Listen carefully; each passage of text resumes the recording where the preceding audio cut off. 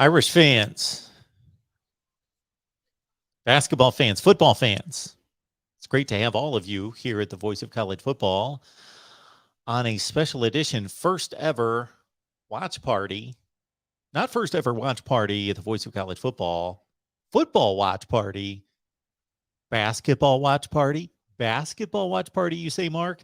Yes, that's what we're doing tonight. We figure, hey, football fans are, for the most part, basketball fans. I would say I'm going to take a shot at 70, 80% of football fans are also basketball fans, but especially during March Madness. And this is when, hey, we never take a break covering college football at the Voice of College Football. You know that. We never take a break. Even today, Oklahoma, Ohio State, Michigan, Florida State live streams, and also recorded content that we provided to you on spring practice action this week at Texas A&M and Alabama and Clemson.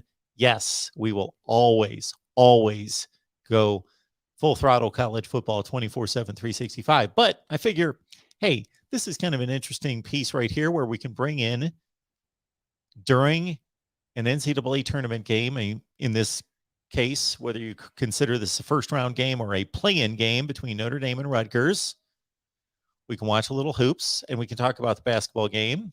I'm not going to be able to supply any knowledge, zero knowledge. This will be my first time watching any Notre Dame basketball this year or last year or the year before, even though I grew up watching Kelly Tripucka and then others in the Notre Dame basketball line. He was probably right at the beginning. But beyond that, watching for decades Notre Dame basketball, but just not recently. So we're going to enjoy the game, Rutgers, Notre Dame. And we know just about everybody here is going to be rooting for the Irish. And we'll also talk some football, especially if the game gets boring. We'll see how it goes. But important clash between Notre Dame and Rutgers, of course. The winner moves on as I don't know the seedings here. I apologize. I believe they must be at least in 11. I think 11's the minimum seed for a play-in game. 11 versus 11 here with Rutgers and Notre Dame. So we do appreciate everybody being here and would ask, as we check this one out, that you, of course, would subscribe right here to our Notre Dame channel. In the meantime, we are awaiting tip-off here. And I was not able to find this game on TV here. I believe it's on True. But, hey, True is just not available where I'm at right this second. Apparently, I can't find it. But the internet helps us out. Right now, I've got the Florida-Iona game on, but there's a countdown to the Notre Dame tip. So I got my fingers crossed that we are going to see Notre Dame and Rutgers here very soon. Watching online. Appreciate everybody being here. And again, let's just enjoy. Eric's here. Yes, both 11 seeds. I guessed right. I didn't know, but I guessed right. I just want to make sure I can watch it. They're back in the studio. And hopefully they're going to go to Notre Dame Rutgers, even though they've got this awful graphic up in front of the feed. Well, we'll just have to wait and see.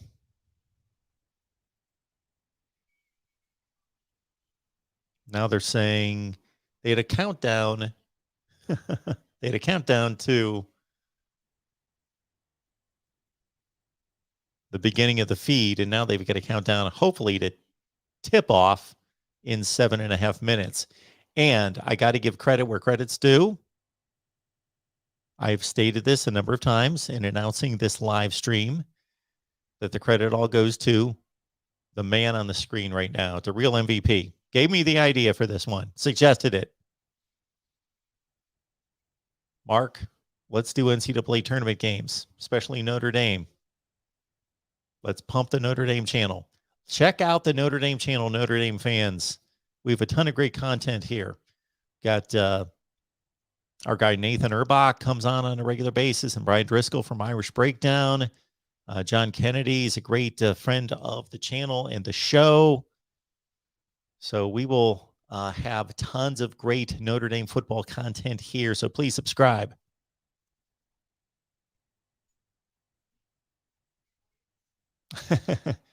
Three people here. There should be 3 likes. And 3 more subscribers. 6.5 minutes to tip off Notre Dame and Rutgers. With only 4 in the house, I don't know that I'm going to ask or take a poll on who you're rooting for. So is this the second of 2 games tonight? I got to think so, right? So let's see our previous.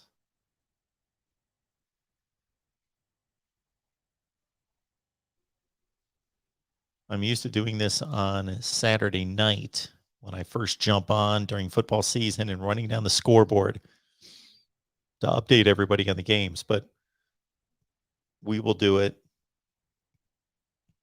with the NCAA tournament games.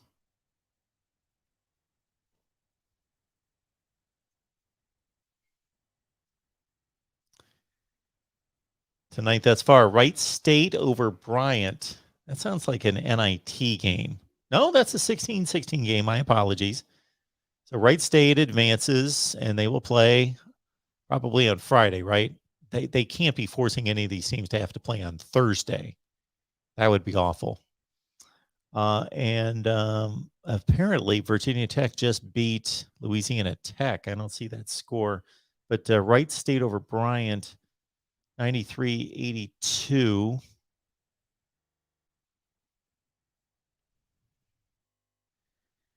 And the Tuesday scores, of course, Indiana over Wyoming as a couple 12 seeds, 66-58. Texas Southern over Texas A&M, 76-67, which reminds me, our guy Corey from the Hawkeye of the Storm has invited me to play in their tournament bracket over on From the Hawkeye of the Storm. I got to get on over there and do just that.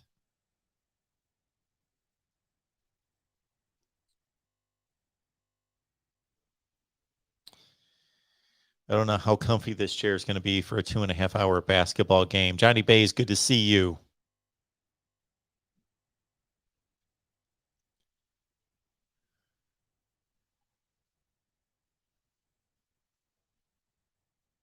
So then on Thursday, Michigan, Colorado State, Providence, South Dakota State, Memphis, Boise State. Good football game.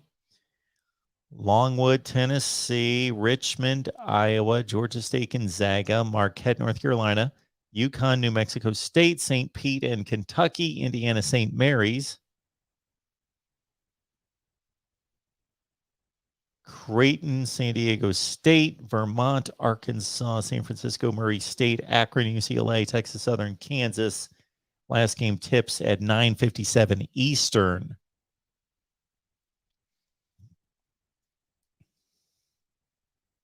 You guys, let me know when the game tips. Just want to make sure I'm on the right internet feed. It's telling me 3 minutes to tip, and I hope they take this graphic off this stream. Now they're saying 13 minutes. Okay. Guys, let me know when this game tips off because I got to find it.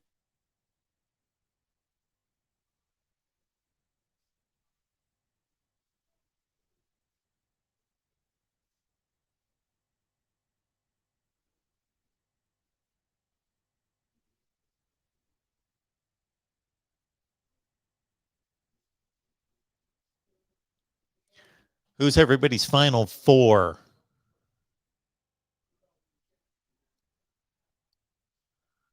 Who you got in your final 4 to real MVP, or Eric or Johnny Bays?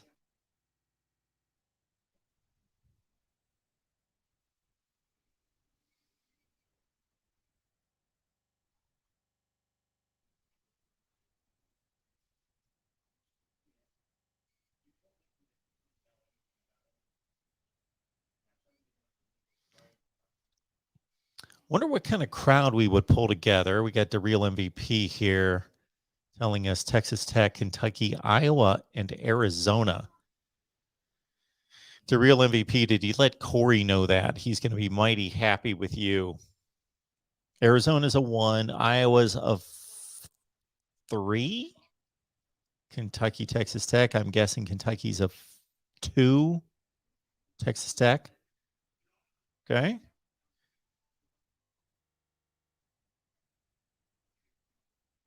The game should have tipped by now, right? It's 9:23.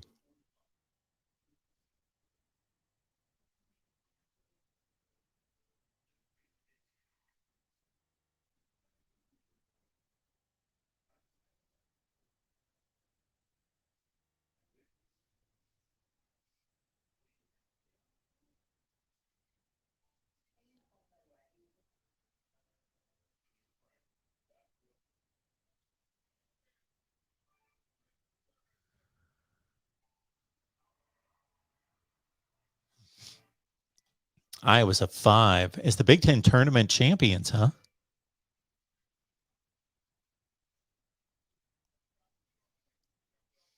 Guys, just keep me honest on tip, because for something is telling me that this feed that I'm watching, even though it's supposed to be Rutgers and Notre Dame, that it's not going to be. They keep putting up countdown clocks that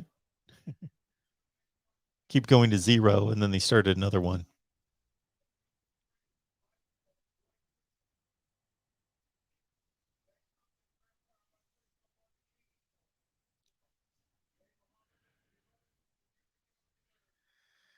Yeah, I've got it online to Real MVP. I don't have the cable. Doesn't appear to be here. I'm not at home.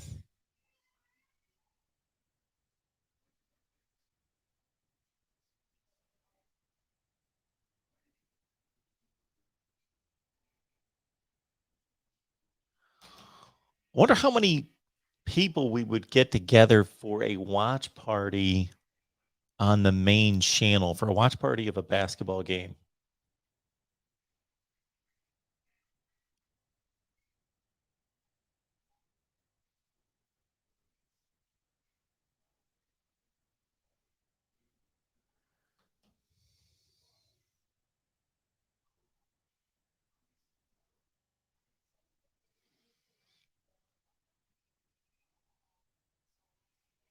The only thing I'm not going to guarantee is that I'm going to hang here for 2.5 hours in this chair. I'm not real comfy for the hoops watching tonight. So we do have one Final Four entry coming in from the real MVP. Anybody else on their Final Four?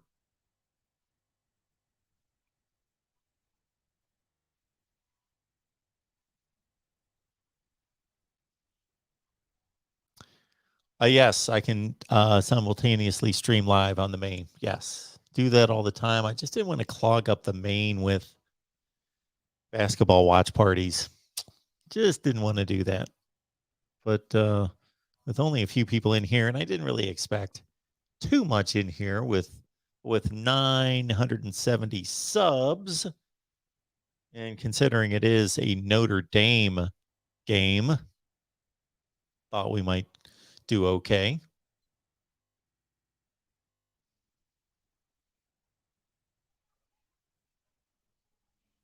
You guys are going to have to keep me going with questions or comments, or I may start working on like my next video or something.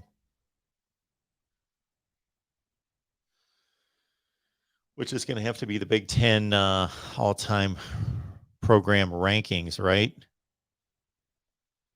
And then we're going to have to see where the real MVPs, Kentucky Wildcats, rank all-time in football in the SEC. Could be ugly. Johnny says probably Gonzaga, Arizona, Kentucky, and the University of I don't know. My Final Four, The real MVP, I did tell Corey that I was going to submit a bracket. I guess I got until noon tomorrow. I think I do. I don't know. Let's look at the brackets. I'll give it a quick glance here.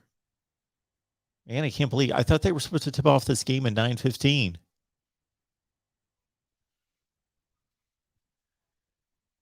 Let's see here. Here we go. The bracket. I'll give it a quick glance. And since I know nothing about any of these teams and I have not watched 1 second of basketball, I will let you know that my expert take is, let's blow this bracket up here. Man, let's go to another bracket. That looks horrible. I can't.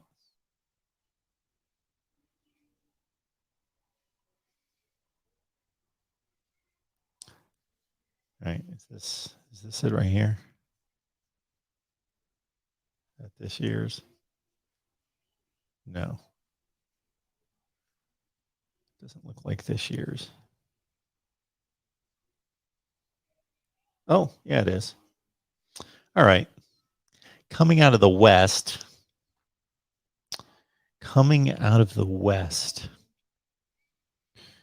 Let's see. Coming out of the West, who is the one? Gonzaga is the one. Duke's the two. Arkansas is up there. UConn's the 5. Texas Tech is the 3. What is Michigan State, a 7?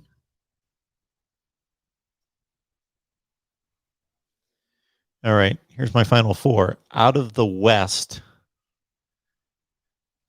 Michigan State. Out of the East, Purdue. Out of the Midwest, Wisconsin. And out of the South, Ohio State. There you go. There's my final 4.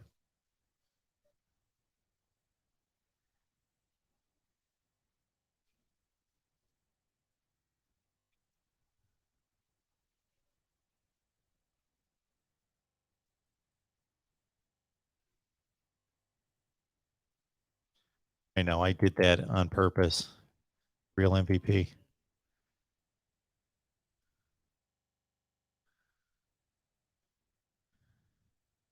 I should really stick it to Corey and see his response if I pick 4 Big Ten teams, but I pick Iowa to get ousted in the first round. That's what I should do. Knock out Iowa in the first round, but still have 4 Big Ten teams.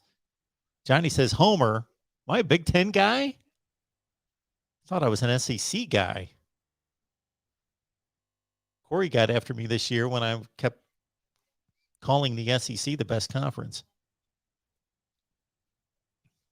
We got in quite the battle a few times over that in private.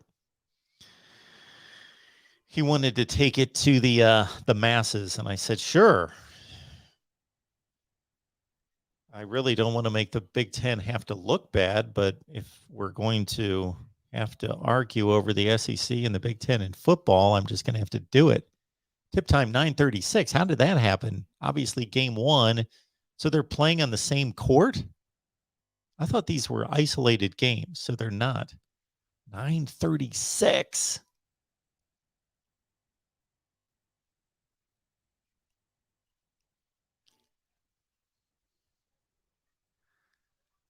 Is really the Big 12 the best basketball conference? Has that ever been the case? The Big 12 is the best basketball conference, huh? I thought it was always the ACC, the Big 10, or the Big East. The Big East in the old days, of course. Man, 9:36 tip. That means, oh my goodness, I don't know if we can hang in through this. That means we're going to midnight. And I'm guessing everybody that's watching right now has subscribed to the Notre Dame channel. So, Johnny Bays, truth be known, you know why we're doing this. Got to build up the subscriber base for the Notre Dame channel. That's why we're here. Oh, man, I don't know if we're going to make it. We haven't even started yet. I'm getting restless. We cranked this up at 9:15.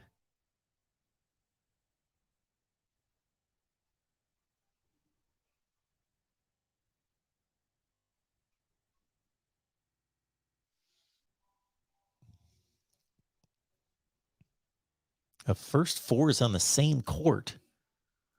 I didn't think they did that before. Maybe they did. They were all in Dayton. Did they still play them in Dayton?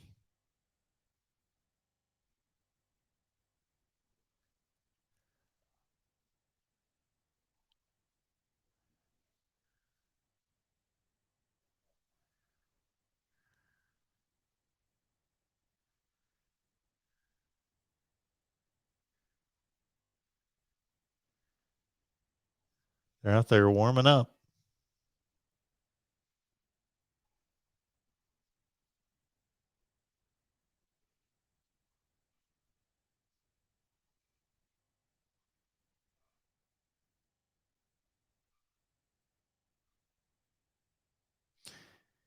This has been going on long enough that I think we're all used to it now with these double seeded regions. But does this still strike anybody strange that there are 16 seeds who have already advanced? So there's 16 seeds that are in the actual tournament. And I know the tournament people would get mad at anybody saying that this is not the tournament, but it's clearly not the tournament. These are play-in games. They don't call them play-in games, but they are play-in games.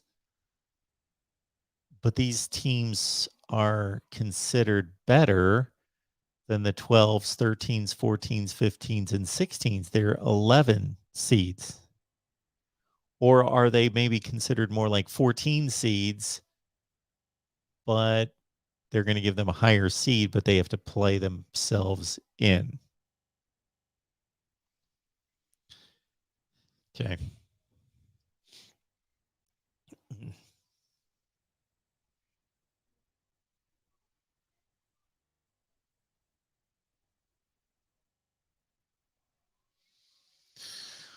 Well, that's a good way to explain it. The real MVP. Yeah, that's bringing back, that's jogging my memory. You're right. Yes, the worst teams that did not get an auto bid. So obviously these are better teams or considered better teams than some auto bid teams from the smallest conferences. Yeah, I get it. You know what I'm watching on the side here, but it's very blurry and it's cutting in and out. So my sister has cable on the other TV, but not on this TV. We are watching on, I don't know what network this is, some old classic TV network. I stopped at a little Charlie's Angels is what we're checking out right now, but it is horribly breaking up right now.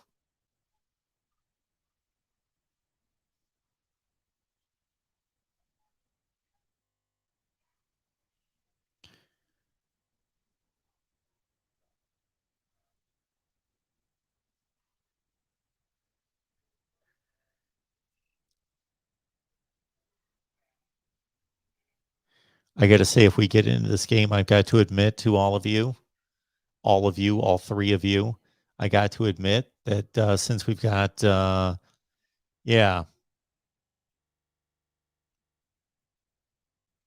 yes, Mike, figured, okay, we got the voice of college football. We only do football, but what do football fans do during the tournament? They watch the tournament. So we will never turn our back on college football, but the tournament's the tournament. And if it involves some big football schools, we'll give this a chance. It's not off to the most a rousing start, though, with 3 of us. And if all 3 watching are subscribed to the Notre Dame channel, Eric's got his Final Four: Gonzaga, Purdue, Arizona, and Kansas. Okay. All right.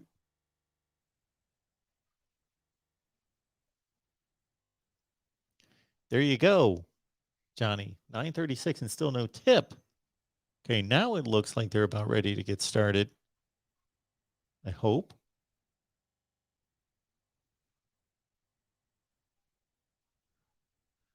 If they don't take this graphic off this screen, I'm going to have to go somewhere else to see this game.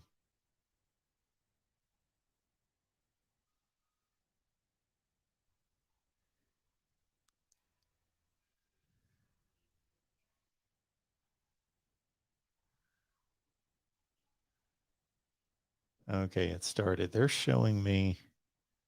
This is brutal. Okay.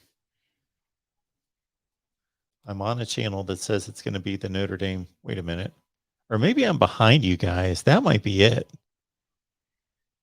That might be it. They're still. Let me see if I can find it. Yeah, they haven't tipped. No.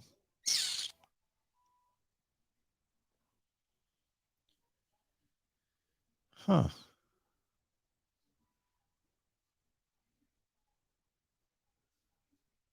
Man. Nothing.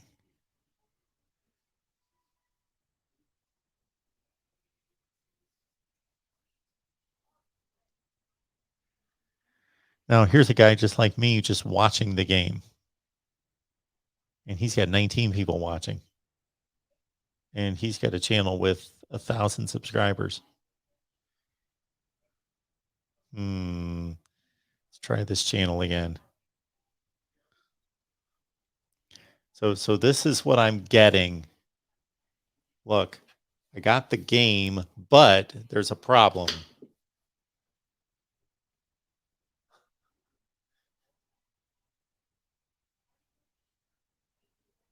That graphic has been in front of the whatever action they've gone to for the last 30 minutes. So I don't think that's going to help us. I don't want to watch a game with a box in front of the game. Okay. So let's see if anybody else can help us out here.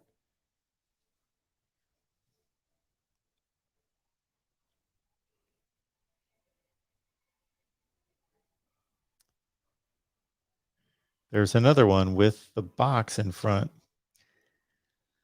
So this is obviously their way of getting out of the rights issue. I see that Rutgers is up 2-0. And but I don't want to watch a basketball game with a box in front of the game here. This is another feed. Yeah. Who does this? Who wants to watch a game with a box in front of the feed? I guess if that's all you got and you're like a huge Rutgers basketball fan, then that's what you're gonna do. But yeah, like I can tell what happened, but that's brutal. Okay. Anybody else? Anybody else? Let's try this one. No. Try this one. Nope. This is a guy that puts the score on the screen. Okay.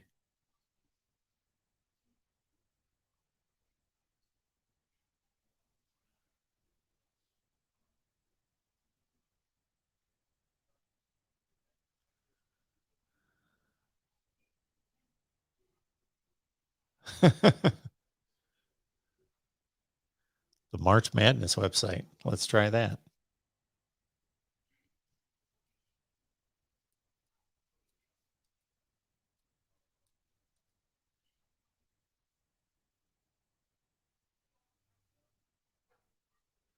I'm going to have to register for something.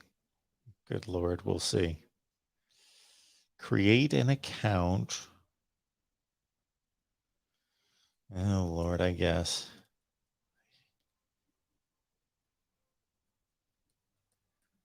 This is going to be the last time I'm going to use this. Maybe not. Who knows?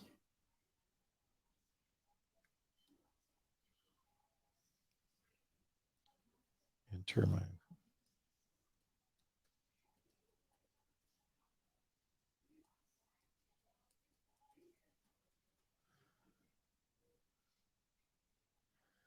Join now.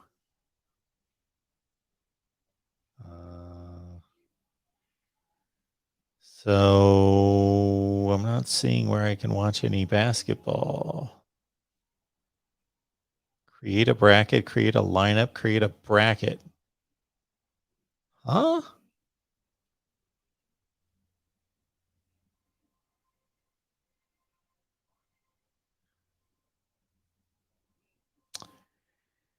Yeah, I don't see anything here. Now I'm going to get a bunch of junk email.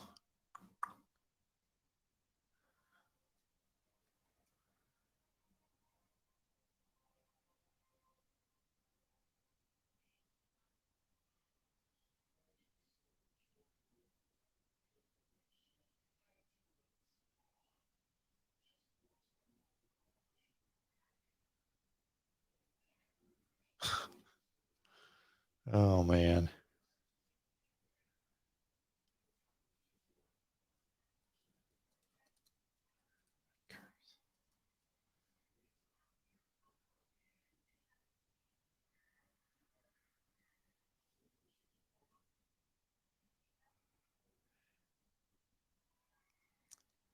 Oh, found my own feed on here when I searched it. Notre Dame Rutgers watch party and football talk. Watch party with no game.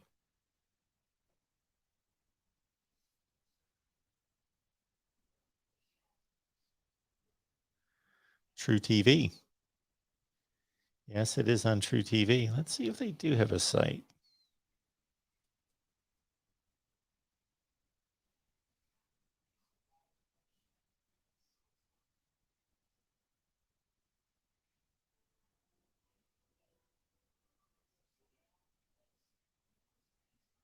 Okay.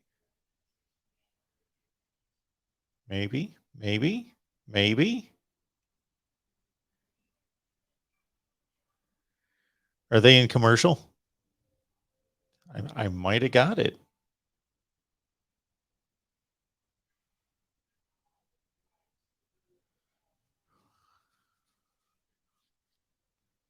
Oh, it's 11:11. Thank you, Johnny.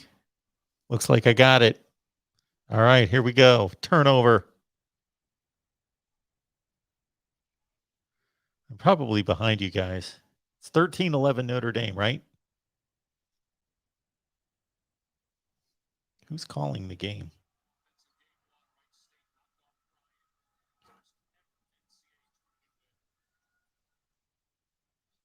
Okay, Johnny, let's see if your Irish can advance here.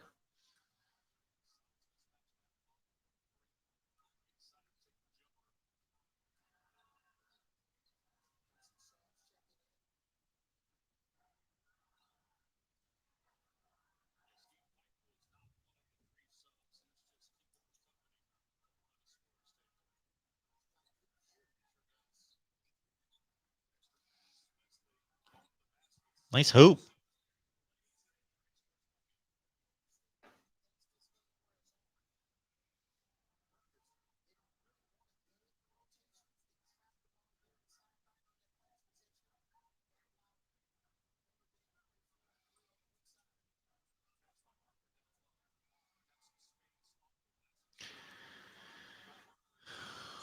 Ridiculous. Texas A&M got left out from Michigan, who don't even have to play in a game like Rutgers, who is also ranked 11.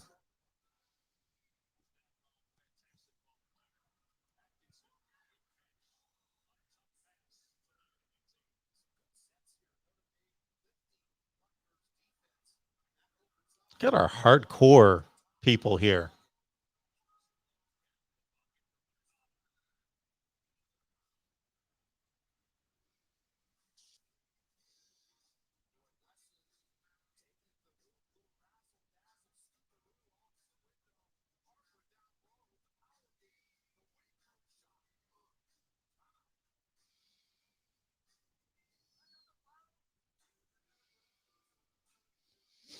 Okay. What was Notre Dame's record this year? What did these teams do this year? They obviously weren't world beaters, but I'm guessing Notre Dame was maybe what, eighth or ninth in the ACC, and Rutgers the same in the Big Ten. Well, there were 9 teams from the Big Ten that made it.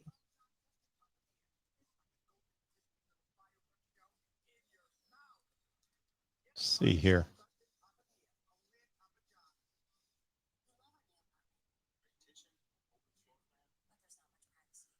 Rutgers. So Rutgers, Wisconsin won the Big Ten this year. Wisconsin, Illinois. Okay. Rutgers 12-8, 18-13. Lost their last game, of course, in the Big Ten tournament. 4-9. I don't see their last 10.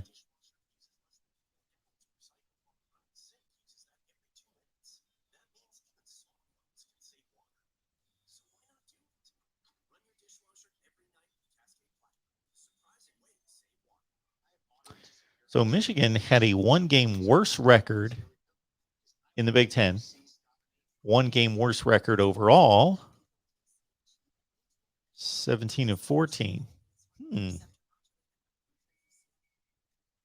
Interesting. All right, let's check out Notre Dame.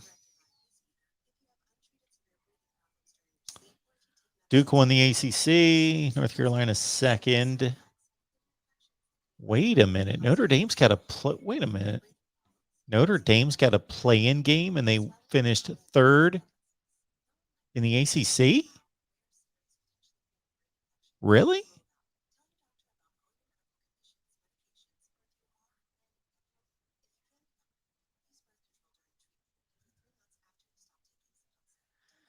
Yeah, Mike, they finished Rutgers 1 game above Michigan.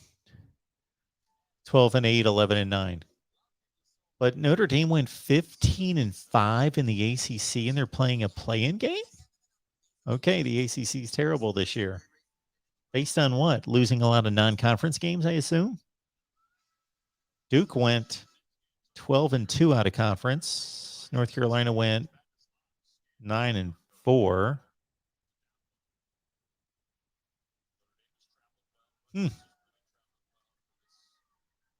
Miami went 9-4.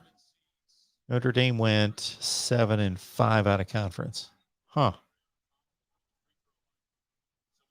All right. Back to the game. I'm involved. I'm into it. Caleb McConnell, Big Ten Defensive Player of the Year. Aiden Hutchinson.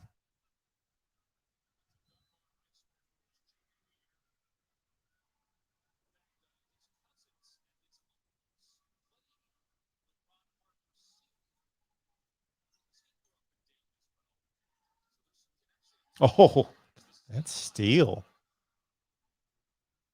That was impressive.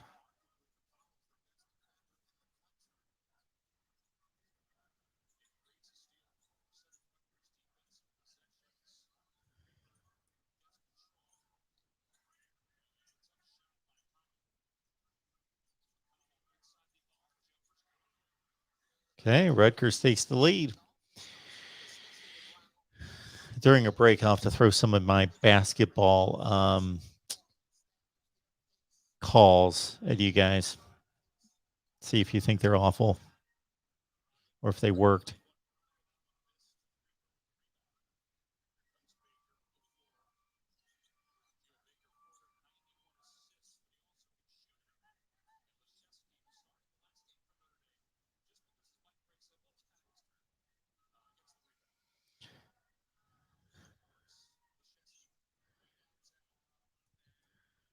Ho ho!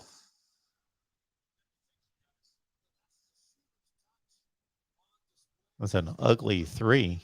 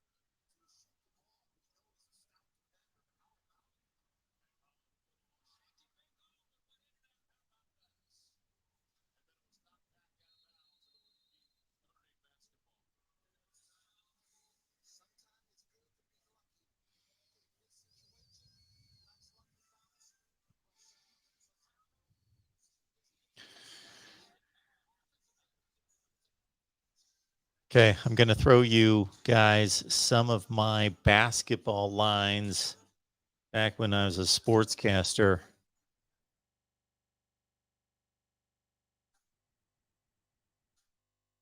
See if you guys. Now this one's been picked up since, but I never heard anybody use this one till I used it. Now I'm not saying that they stole it from me. I'm just saying I originated this one. I'd never heard it before myself. Eyes it, tries it, buys it. And then sometimes I would give it the spin of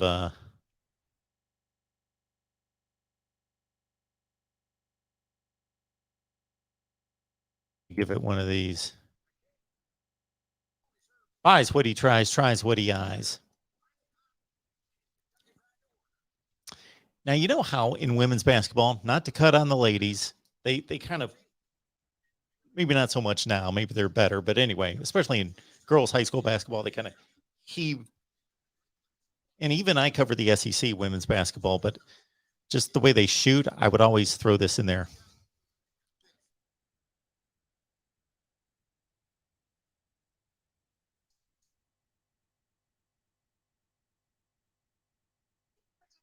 It's one of my favorites right here. Weaves it, believes it. Throw that one at him.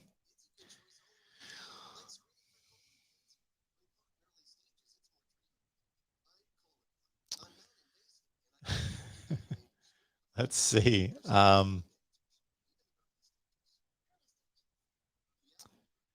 Other basketball lines. Shoot.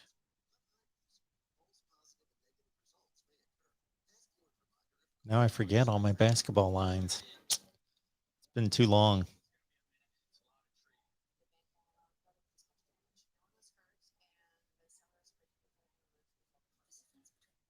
Yeah. How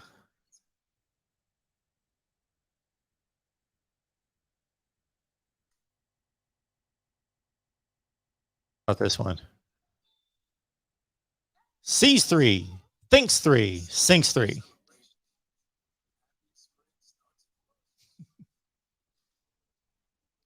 My football lines. Oh man, what would I used to say? Even though I'm a football, baseball guy at heart, basketball was the best sport to call either play by play or in the studio doing the highlights. The real MVP likes that one. Sees three, thinks three, sinks three. I had a bunch of these. Now I can't remember them.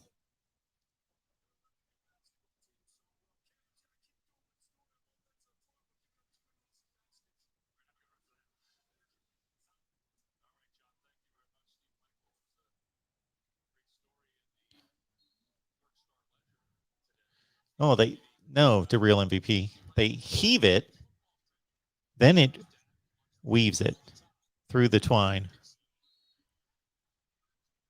Next commercial, I'll give you one, and you reminded me of another one. Oh yeah, sees it, believes it, weaves it. That was the way it went. Yes, believes it. Yes, sees it, believes it, weaves it. Heaves it, believes it, weaves it.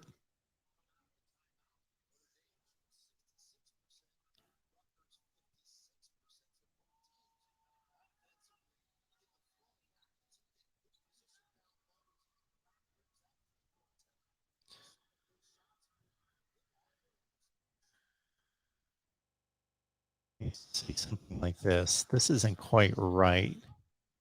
Something about tasting fine twine instead of fine wine, fine twine. Got the roll.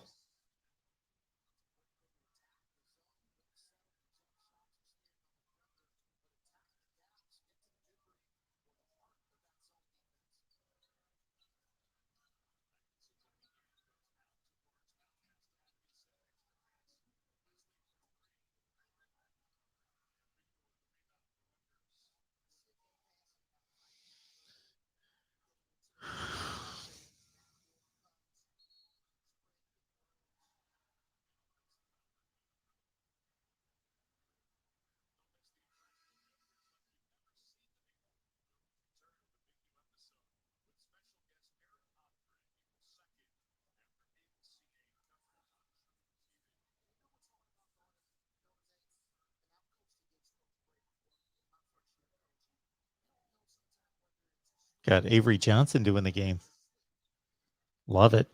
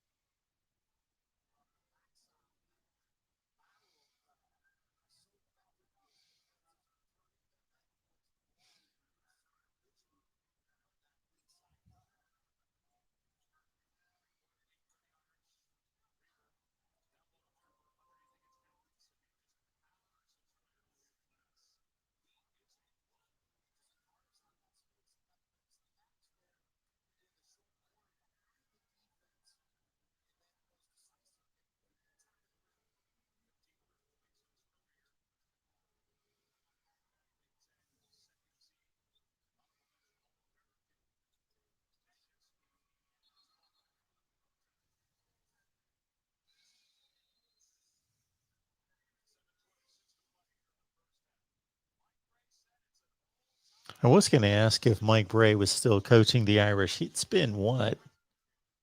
How long has he been there? It's been there close to 20, right? Let's see what else. I also had something. Let's see, something to the effect of.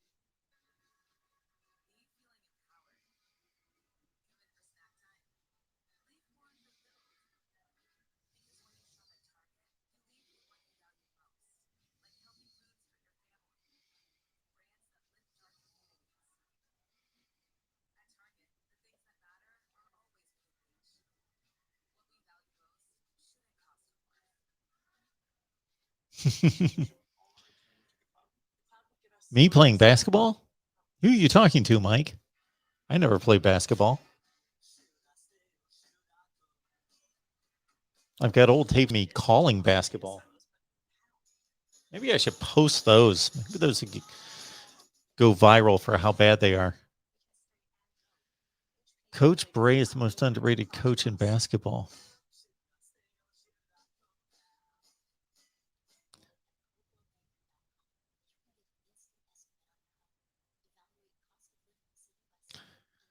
Well, Eric, I got to get them out of. I know what I'll show you guys.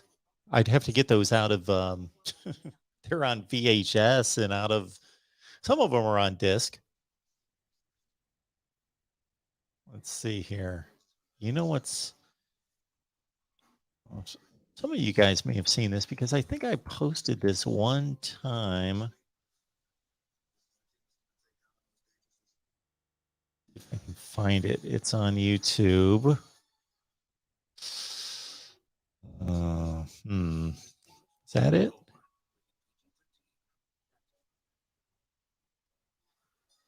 Huh.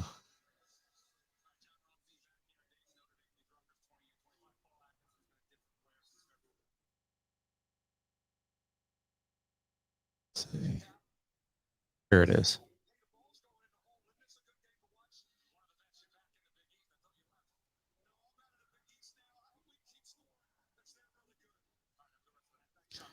Guys, check this out when you're bored. I'll give you some time codes. I see them.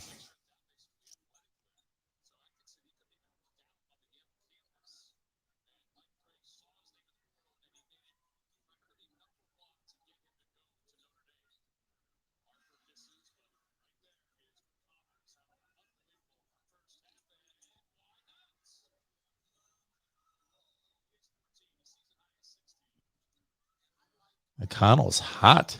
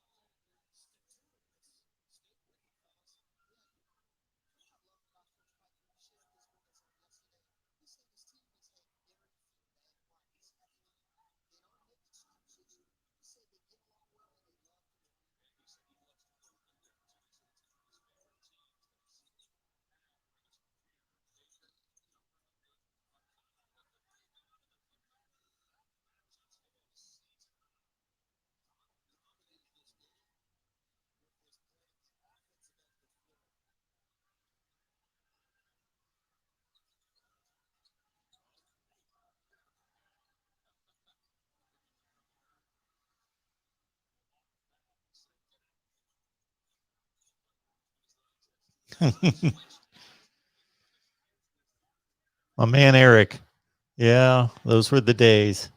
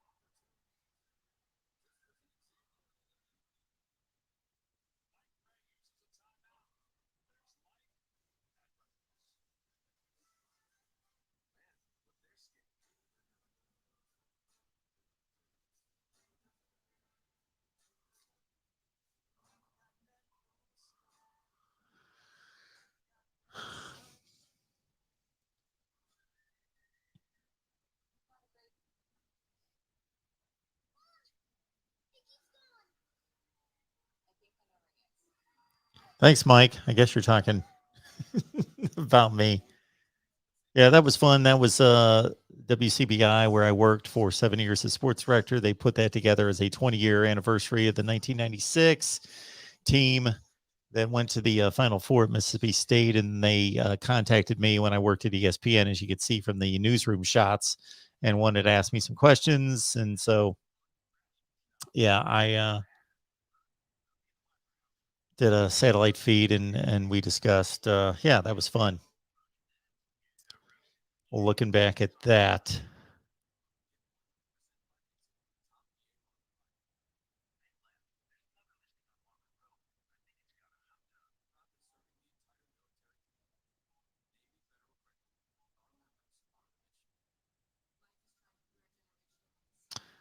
Yeah, Eric, I don't think I can do that now. I don't think I can decide that to switch it up, but we may do that for another game. I was really looking at that USC Miami game, USC channel, Miami channel. That could be a nice one.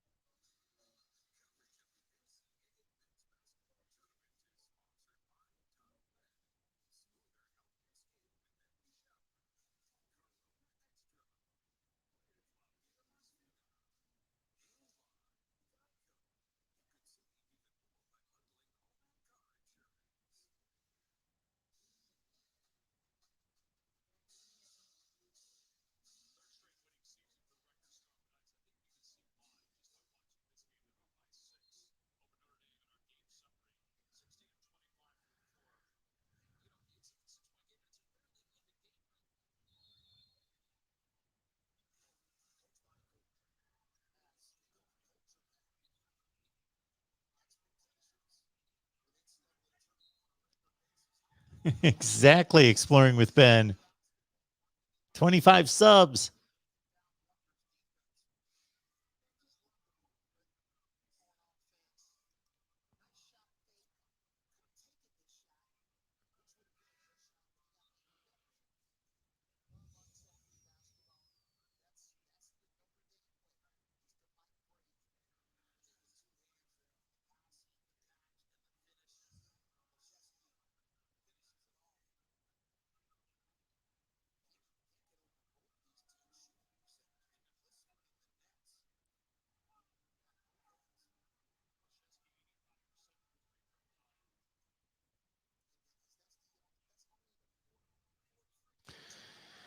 Man, they should be close to 50 points by hat. Well, not quite.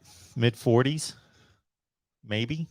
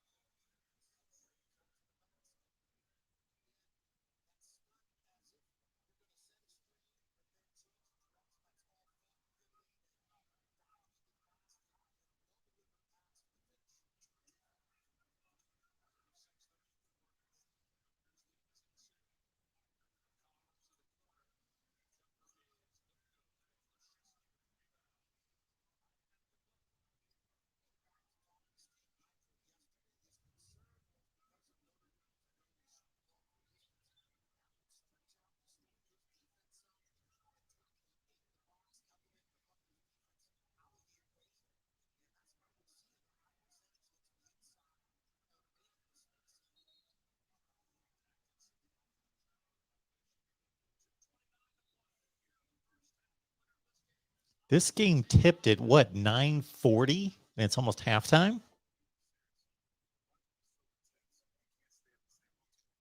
Exploring with Ben.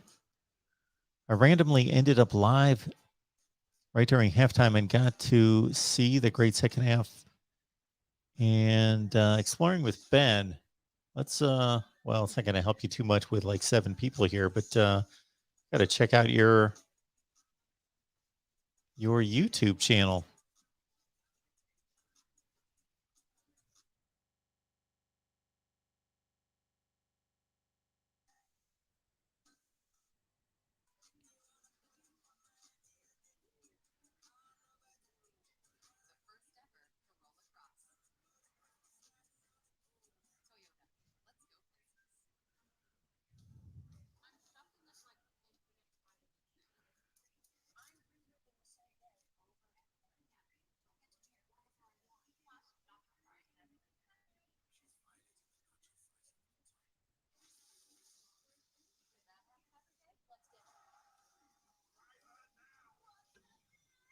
Is this your channel?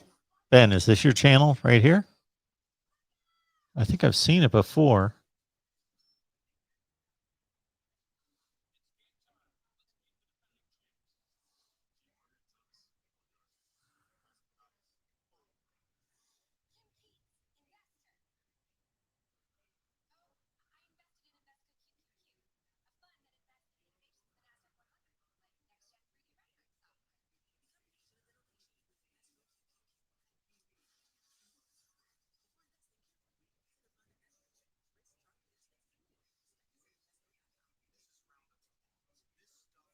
Unfortunately, got a good little channel going here. Over 1,000 subs. Probably took you a lot less time to get to 1,000 than it did me.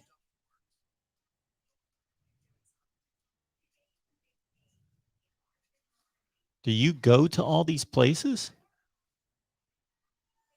Looks like it.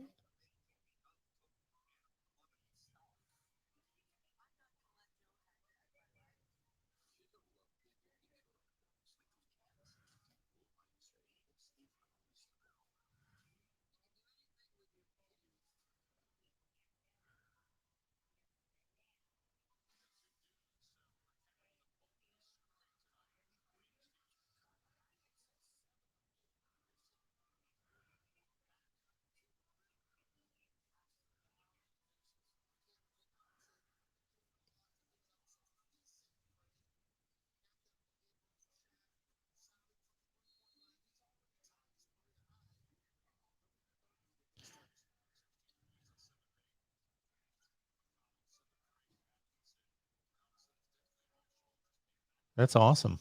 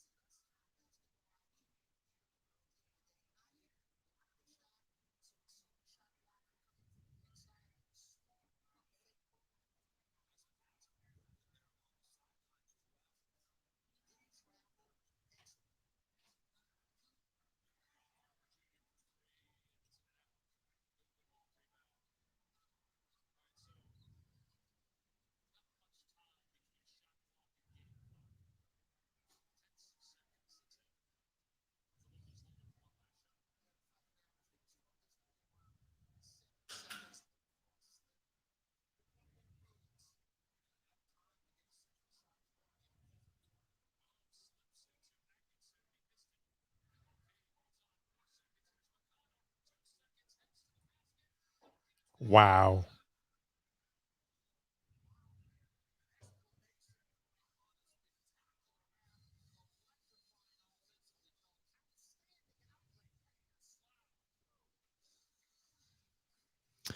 Well, let me see if I can switch it.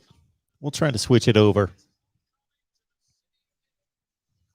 That was a big play at the end of the half.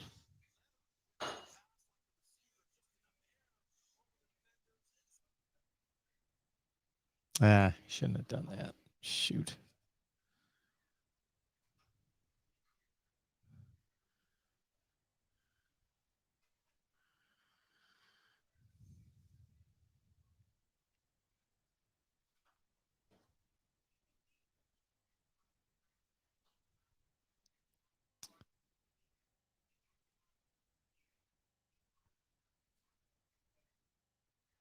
All right, we're going to see if we can put it on the main channel.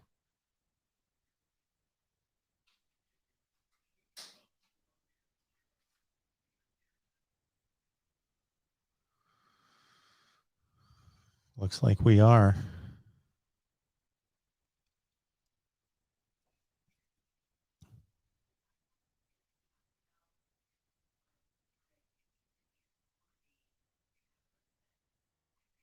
Yep. We're live.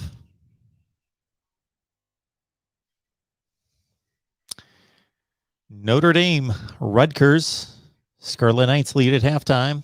Put in a bucket right at the buzzer. And so we are simulcasting on our Notre Dame channel, on the main channel here at the Voice of College Football. And appreciate everybody being here. Let's watch some hoops. Watch the second half of what's been a really good first half.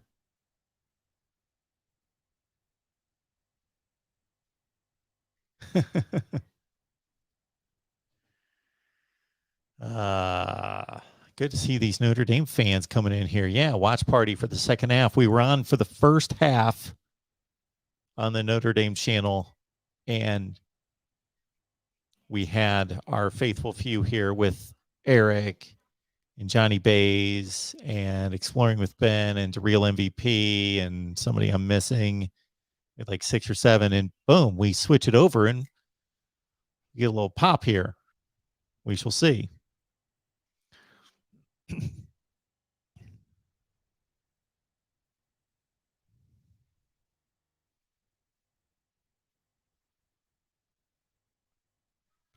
Tim's in both.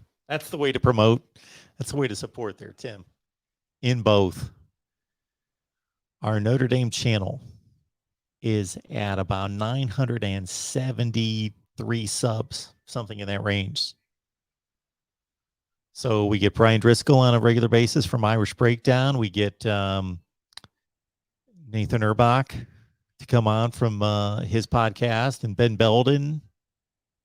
So we are going to continue to push the really good Notre Dame football content. So please subscribe to our Notre Dame channel here at the Voice of College Football. And I've enjoyed the first half. It's got to be the first NCAA basketball game I've watched for an entire half in I don't know how long. And it was entertaining.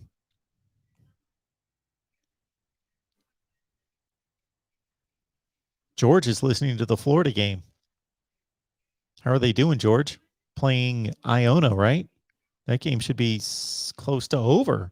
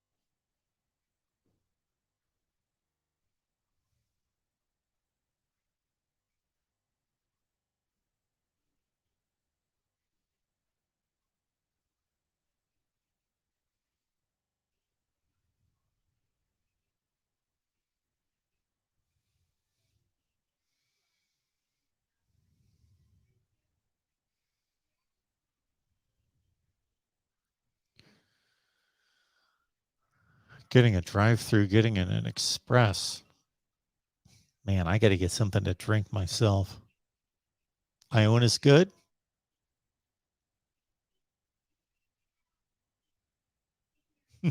Rob J. Thought Notre Dame basketball died after Digger Phelps. Mike Bray's been around and doing a nice job for a long time there, Rob J. Even I know that.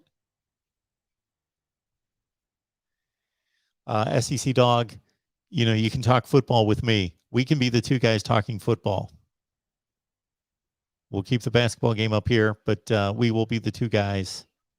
Rick Pitino, didn't he just take a job somewhere?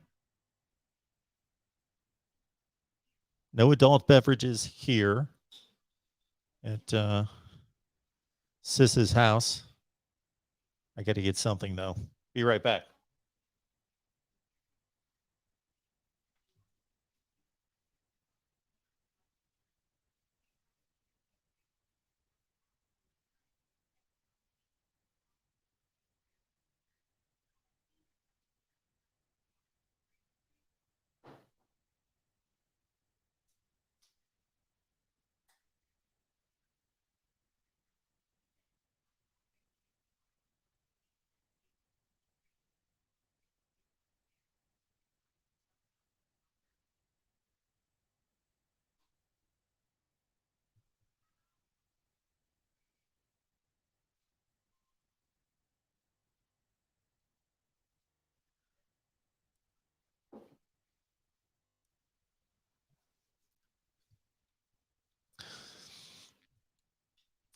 In the other stream, I was asking for everyone's Final Four.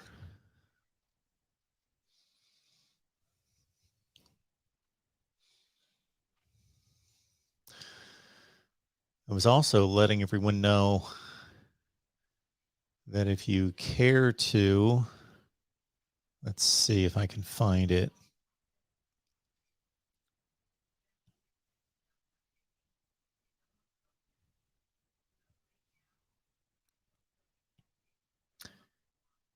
If you care to see me reporting on basketball, covering basketball in 1996, yeah, a long time ago. There you get the link. Cyber is going North Carolina.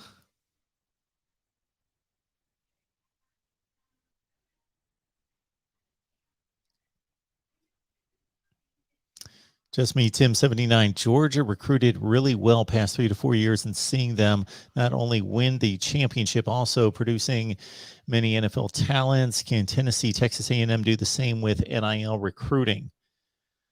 Well, Texas A&M has already started. Tennessee's got a good coach in Josh Heupel. I think there are better days ahead for both of those programs, Tennessee and Texas A&M. Yes.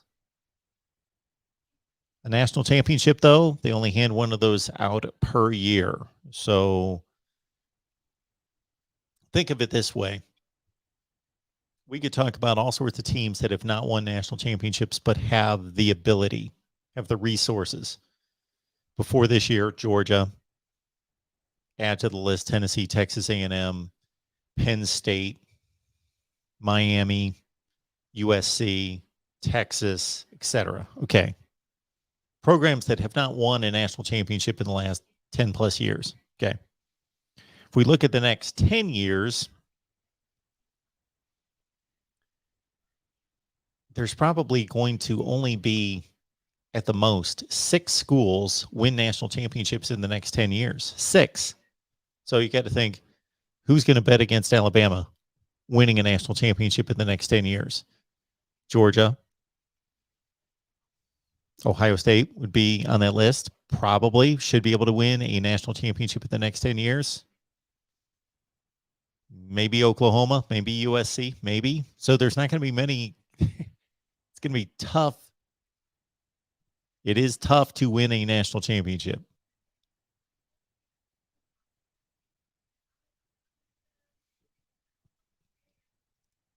Oh, yeah. There you go. 1992. Yes. Ohio State, Michigan, Elite Eight game. Went to overtime.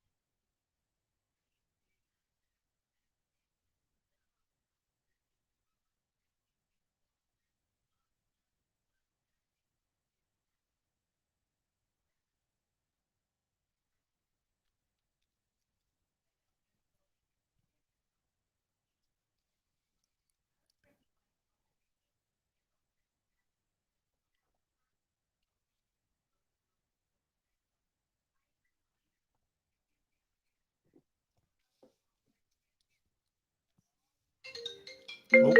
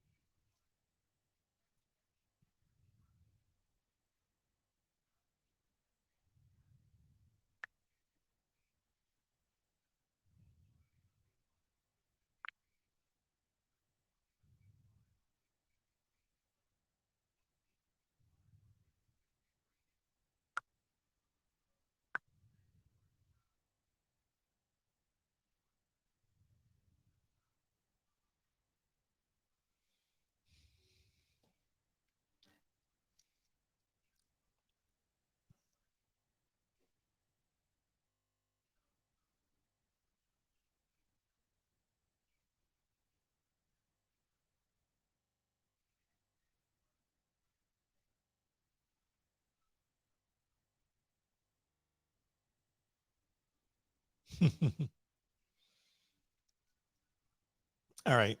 Halftime is always way too long.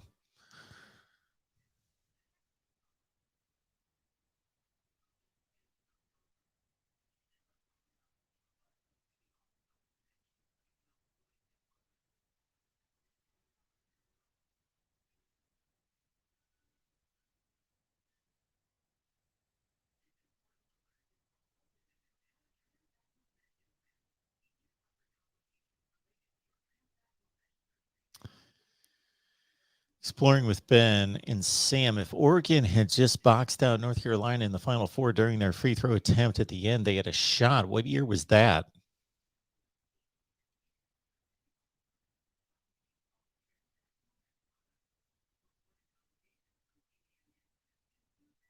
Georgia won 6 games in basketball. 2014. Okay. I probably wasn't watching at that point. Hmm. Wait a minute. Georgia.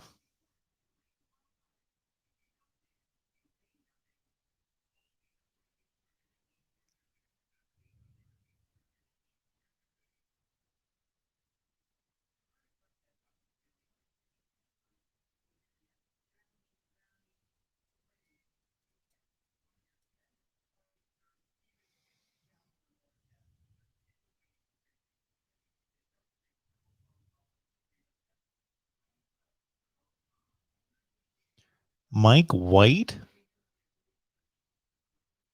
went to Georgia, huh? Huh. I covered Mike White when he was a player at Ole Miss. SEC dog, I see ya. Huh. Mike White. Yeah, he was the point guard at Ole Miss when I was covering the Rebels.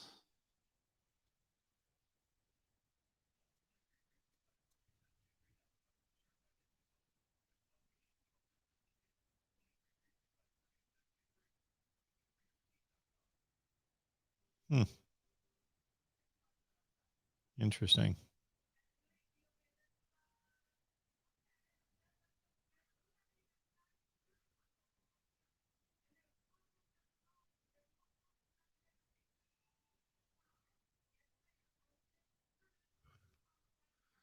Tom Crean at Georgia.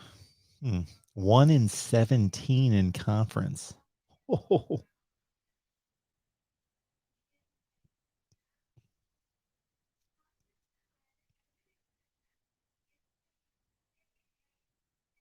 wow.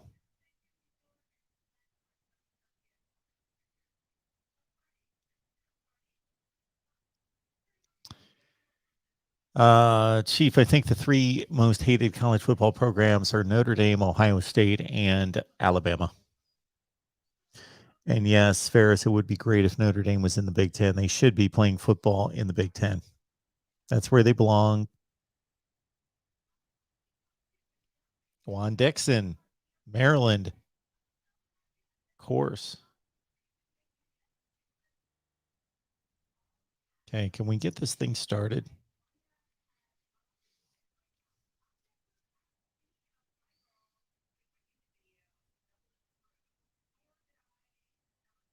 Oregon State, yeah, worse than 1-17.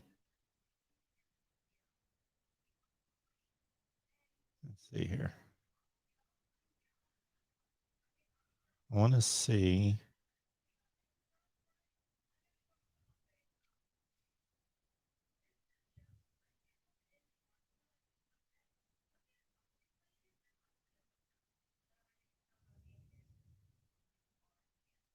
Let's see who was really awful this year. North Alabama 9-21. All right, major teams. South Florida 3-15. Duquesne 1-16. NC State, terrible. West Virginia, terrible. Georgetown 0-19 in the conference. Minnesota's terrible. Nebraska's terrible.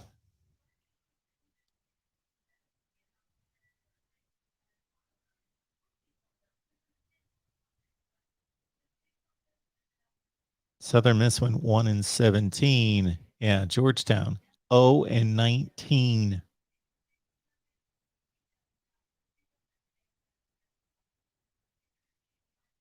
And somebody famous is coaching at Georgetown, right?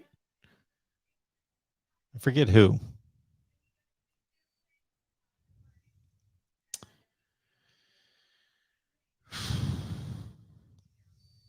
San Jose State went 1-17 in the conference.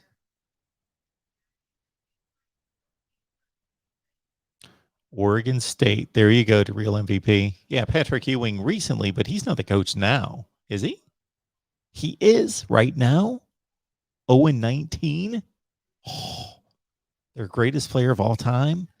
I knew that he was, but I didn't know that he still was coaching. Wow. Greatest player in the history of the school is the head coach, and they're 0-19. Oregon State, you're right. The real MVP, 1-19. And most of these big conference teams in non-conference, even if they're horrible like that, they usually win their non-conference games against all the bad teams. Oregon State only won 2 non-conference games and lost 9. 1-19 in the conference, 3-28. I love that record. That's hilarious. Georgia 1-17. Oregon State. How bad do you have to be?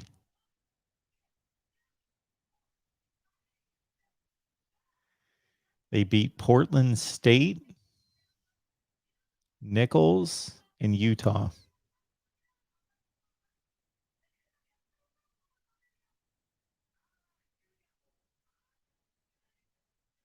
Hmm.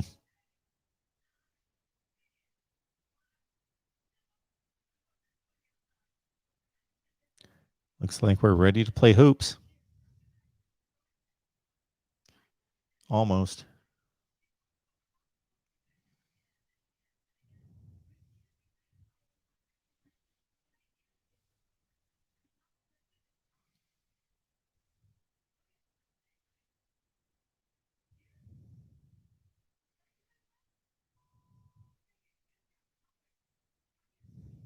These reality shows now are so pathetic because they're also staged. Come on.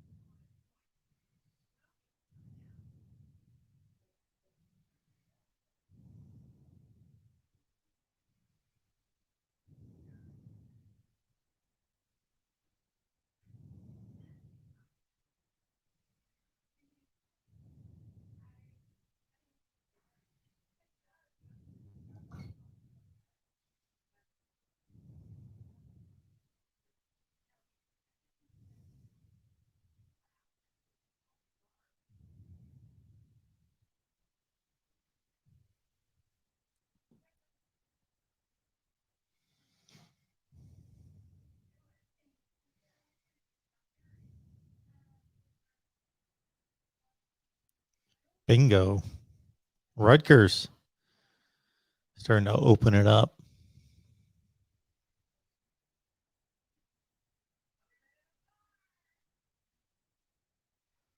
You and me, Ben. You and me. Unless you're exploring with Sam. I always thought it was just exploring with Ben.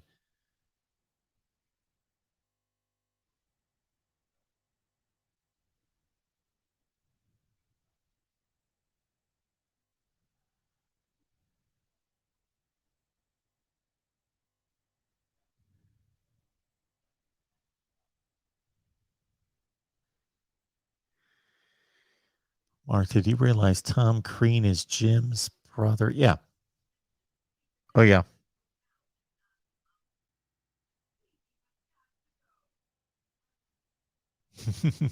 SEC dog when Mark Richt went 6-7 and lost to who? Was it Central Florida in the Liberty Bowl?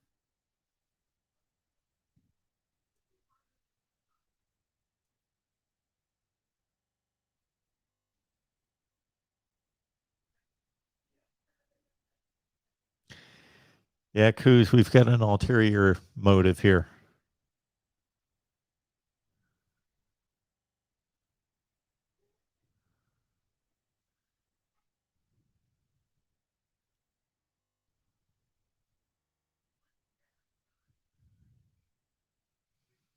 Ron Harper.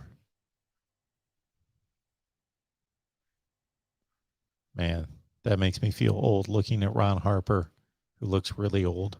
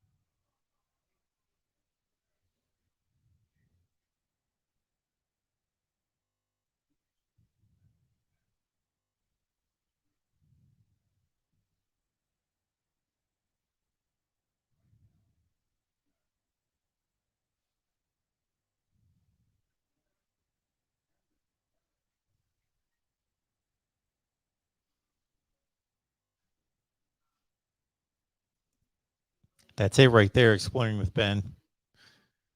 Subscribe. If you hate Notre Dame, unsubscribe later. Much later, but later. Get us safely over 1,000.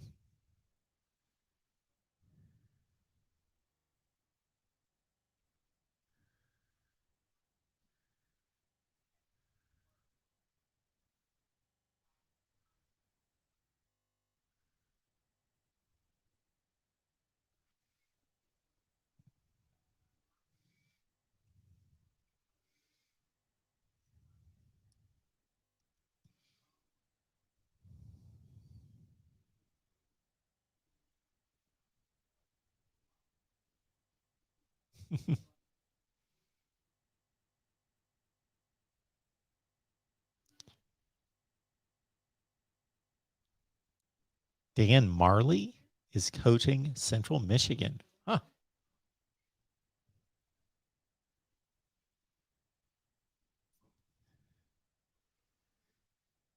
Thank you, Tim.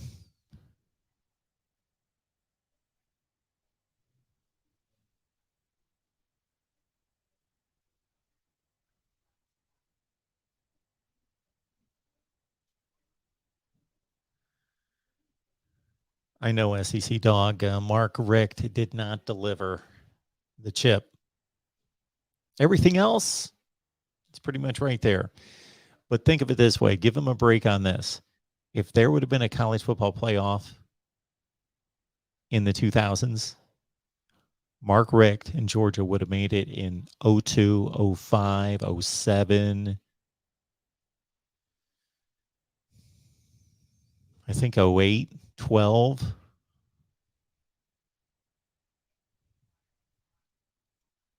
Thank you, Ferris. I know you hate Notre Dame.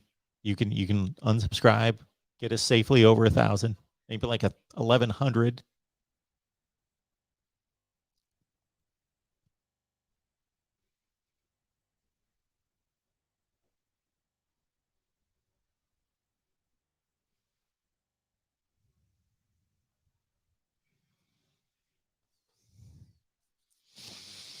It's a pretty good basketball game here.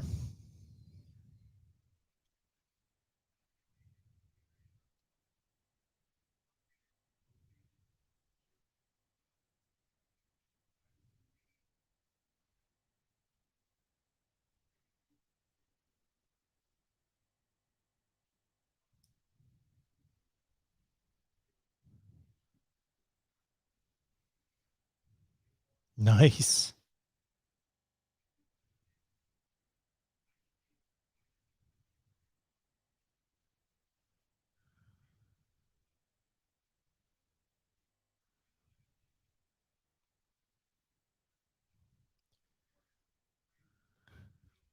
Wasn't 12 the best team, SEC dog?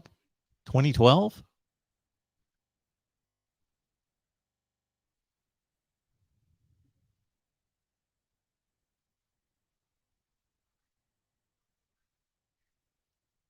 Ooh, that could be a nice video. Best teams not to win a national championship.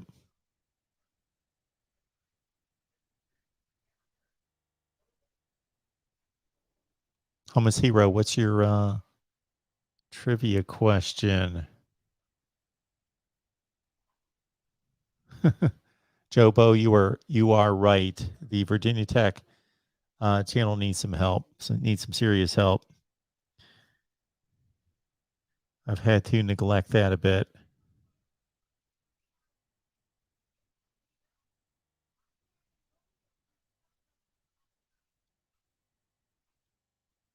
Jordan, thank you so much for that. Appreciate that. Hummus Hero trivia. Name the 4 schools to win college football, basketball, and baseball national championships. Bonus. One of the 4 also has a hockey title. Michigan.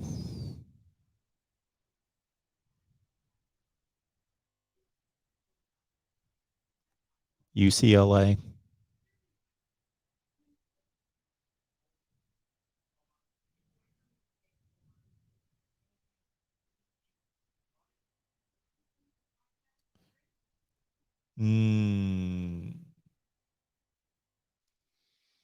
I don't think LSU's won a national championship in basketball. Or Florida, a baseball national championship. Florida? Probably Florida. Michigan, UCLA, Florida.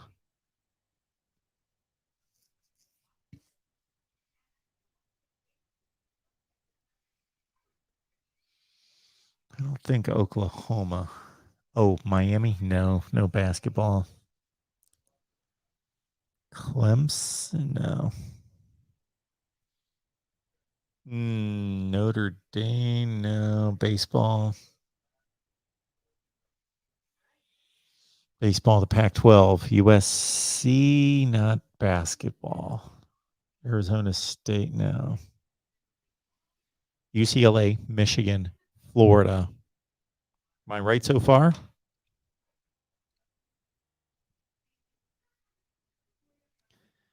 Am I right so far, Hummus?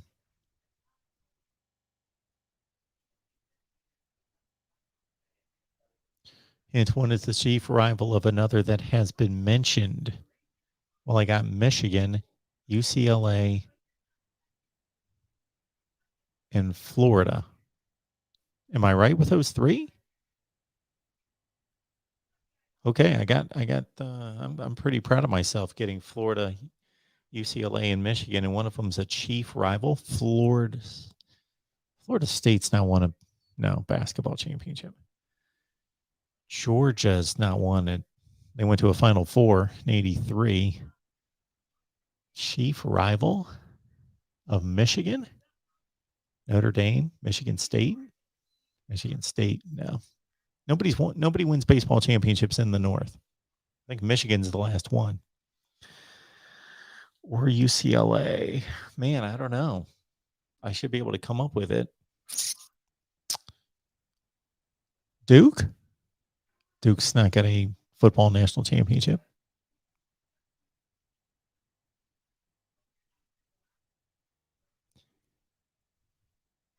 Man, I got 3.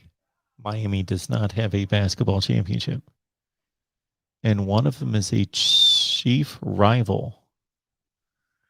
SEC dog.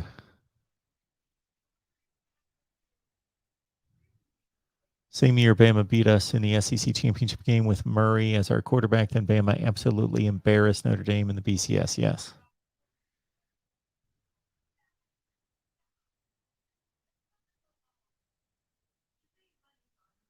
The remaining one won all 3 within the same decade.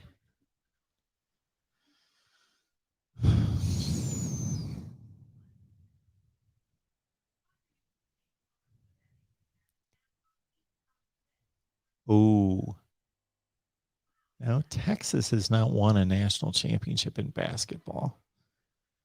Syracuse not in baseball.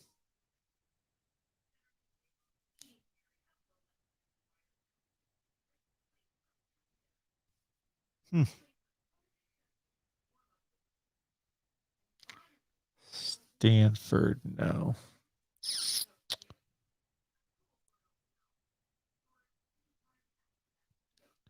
In the same decade. I got Florida, UCLA, Michigan.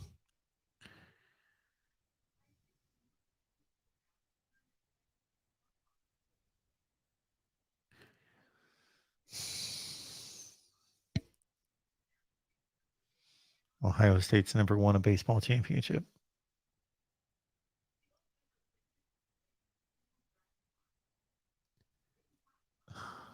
So if it's recently, it's got to be in the SEC.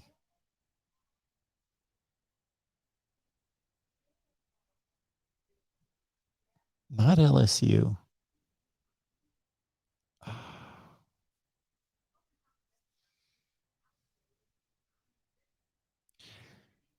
Ooh, no. Did Auburn didn't win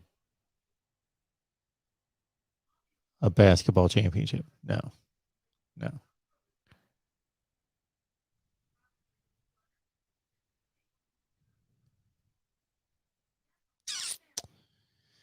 Man, I don't know.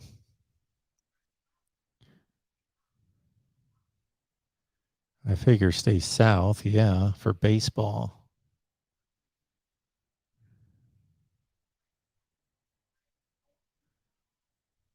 Man, I got 3 out of 4.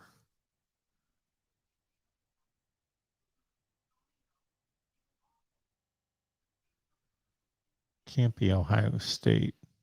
They didn't win a baseball national championship, did they?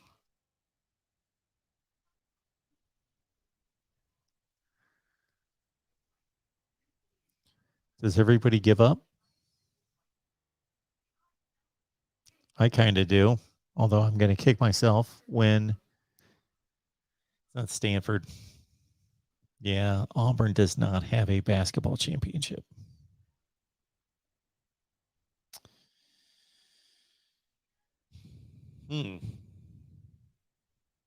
Texas, no. Oklahoma, no baseball. No bat. Shoot, Maryland, no baseball.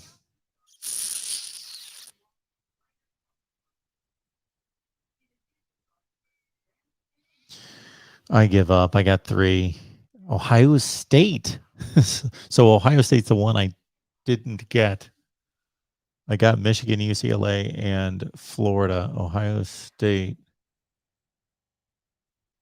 Yes, they do. Ferris, 1960. They played in 3 consecutive national championship games.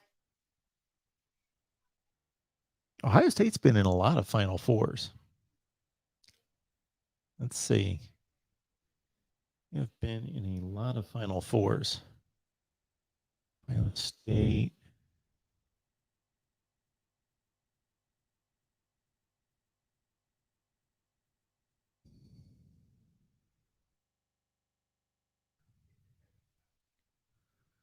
It's either Final Fours.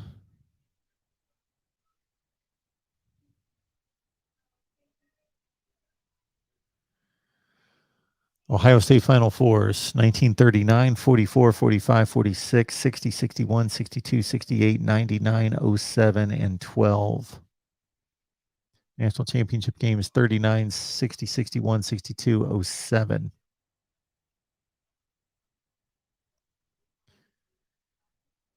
They have won a lot of Big Ten championships. 25, 33, 39, 44, 46, 50, 60, 61, 62, 63, 64, 68, 71, 91, 92, 2000, 02, 06, 07, 10, 11, and 12. They've won 5 tournament championships since '98.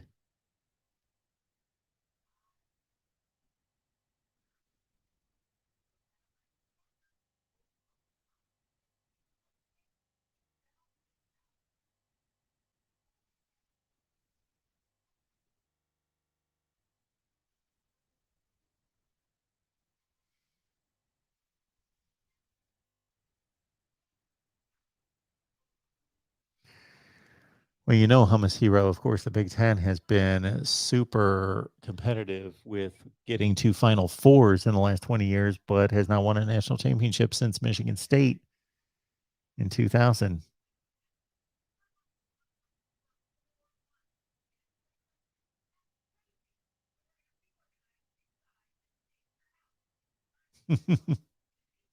Exactly, Eric. That was pretty bad. I got the other 3.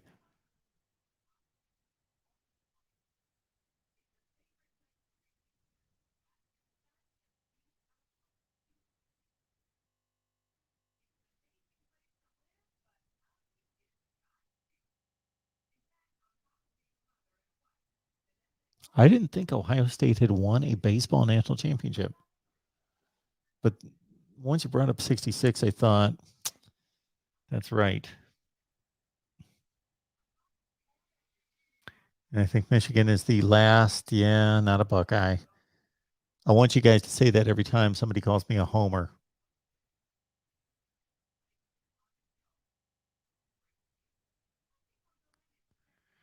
All right, 51:50, 11 minutes left. Alex, who is the group of 5 that can make the national championship next year? Isn't that kind of obvious? Anybody but Cincinnati?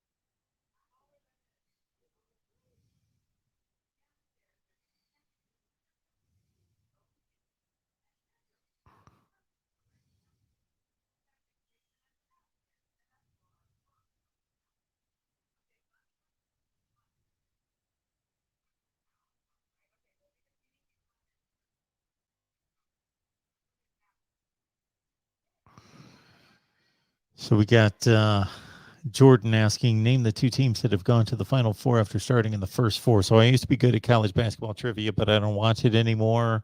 So I think that's happened since me. I think one was that was one either VCU or Loyola. I don't know. I wasn't watching during that time. I haven't been watching since the first 4. Oh, UCLA did last year. Yeah. Yes, they were an 11 seed. Can Houston make the playoffs? Yes, one scoop, John, voice of college hoops. Houston in the playoff. May have to explore that one a little bit.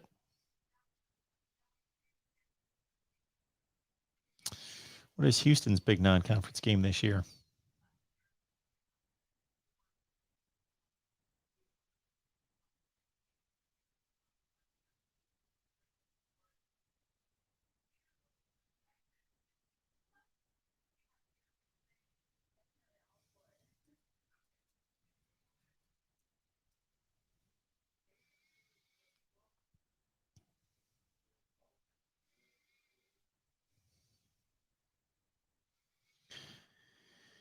Houston goes on the road to take on Texas San Antonio. They play Texas Tech on the road.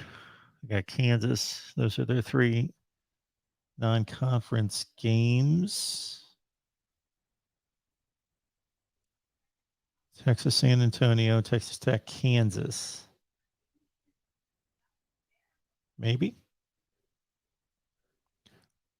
No Cincinnati for Houston in the regular season.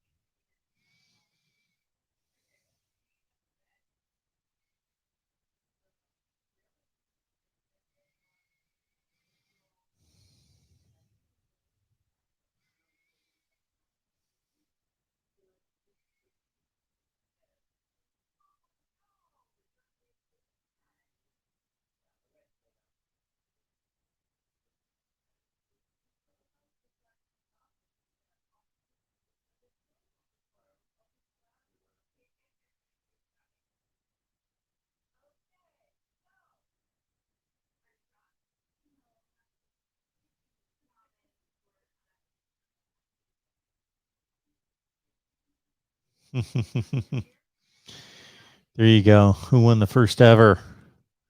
And who did they beat? Talk is Pit. Can you name the lowest seed to win a national championship? Well, wasn't Villanova? Villanova was a 6, I think, in 1985. I know that. So anything that happened in the last 10 years, I'm not going to know. But anything before that, I'm pretty good. So Villanova was a 6. But I think UConn was an 8. Was UConn an 8? It was either Villanova 6 in 85 or UConn about 10 years ago, around 2010 or 11. UConn was an 8.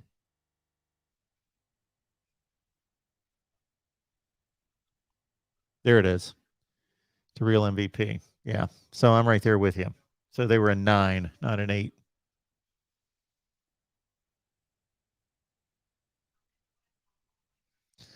Villanova was an 8. Okay. Now Michael's saying UConn was an 11. So we got to break the tie here. We got to break the discrepancy. What were they?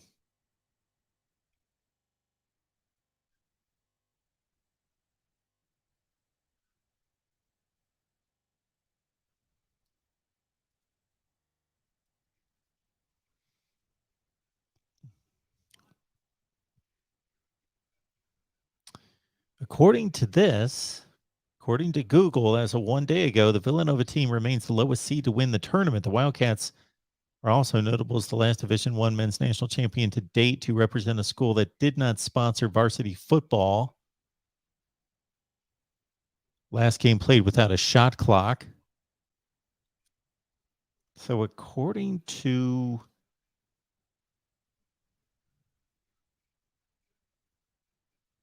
oh shoot, what is this?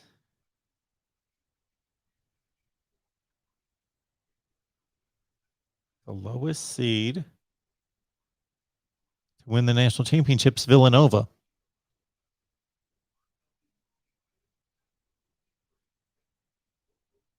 Is an 8 seed, Villanova.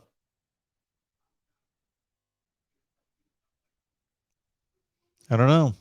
The Los Angeles Times wrote an article 3 days ago that says Villanova is still the lowest seed.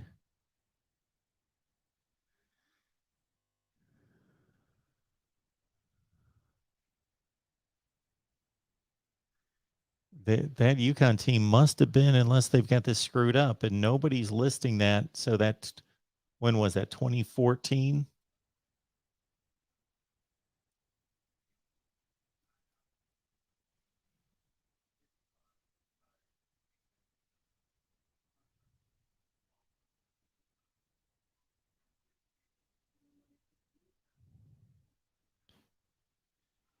That UConn team was definitely not a low seed. They were 31-8.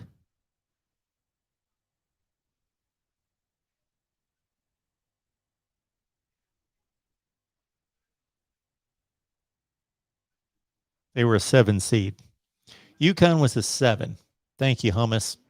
UConn a 7, Nova an 8, the lowest ever.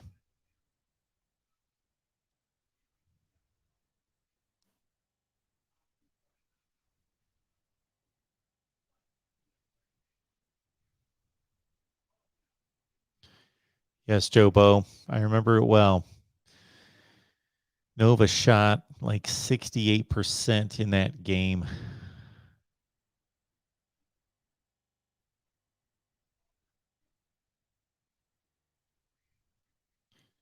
'58, '56.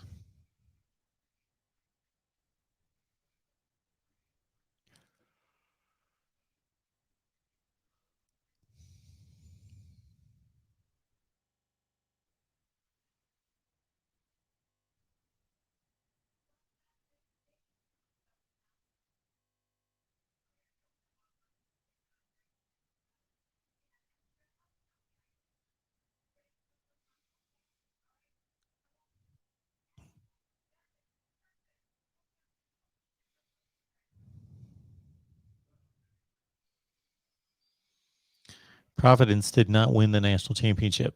They went to the Final Four in '87 with Rick Pitino. They did not go. They did not win the national championship. As of right now, the Big 12's got to go to. Oh man, I think that's a good race. I'll say Baylor.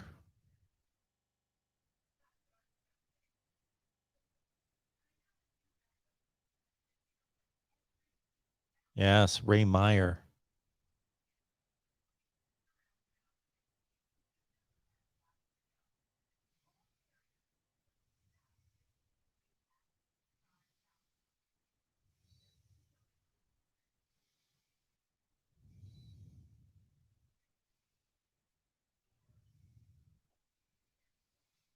Well, KMS being, it was proven last year that somebody besides Oklahoma could win the Big 12.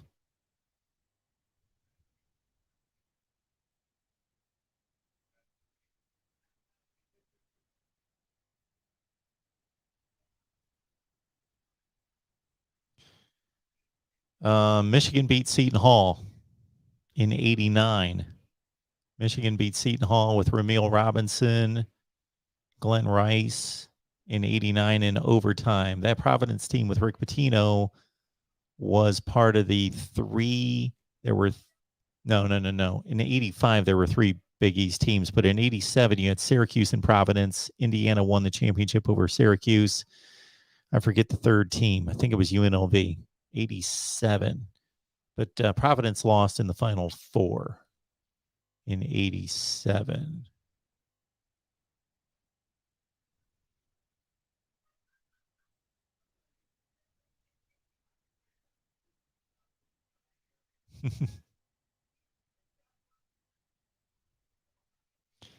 Yeah, Illinois. They played a great game against Michigan in the Final Four.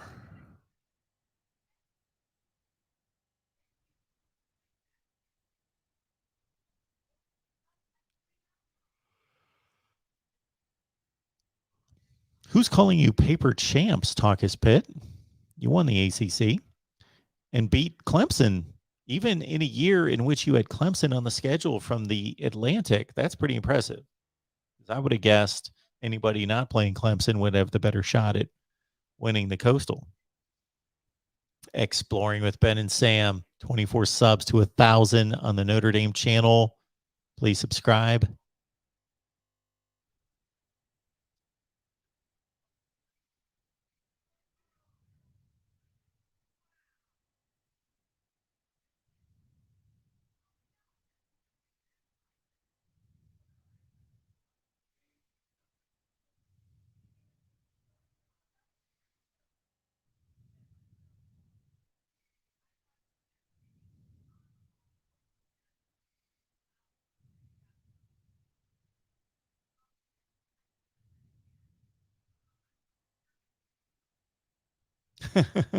Eric, I'm with you. If you watched a whole basketball game, we don't get to 1,000. I watched a whole basketball game. Yes, charity work. I got to do that from time to time.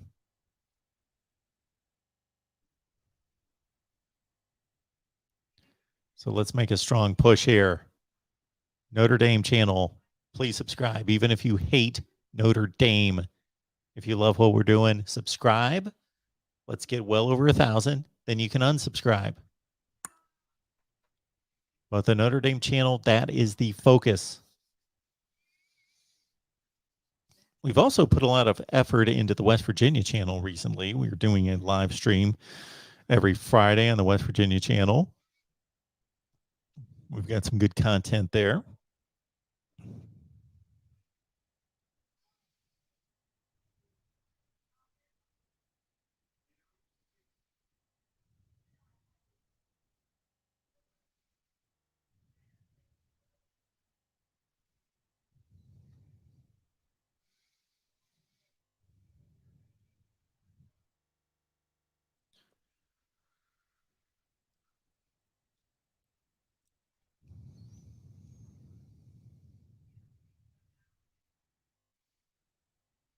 Oh, I needed that. Well, there's 5 minutes left. They got plenty of time, but still down 5. The 3 rimmed out. Love it, Rob. Yes, Eric. The Oregon channel. Fit Eric on there a number of times. Eric Scopel, Ryan. Thank you, Ferris. Appreciate that. Can I answer what? Let's see. Texas Savage.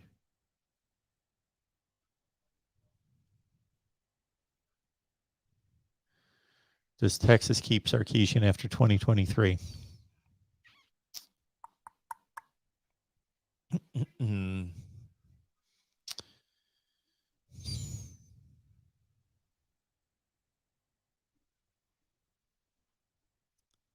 I've never been impressed with Steve Sarkisian.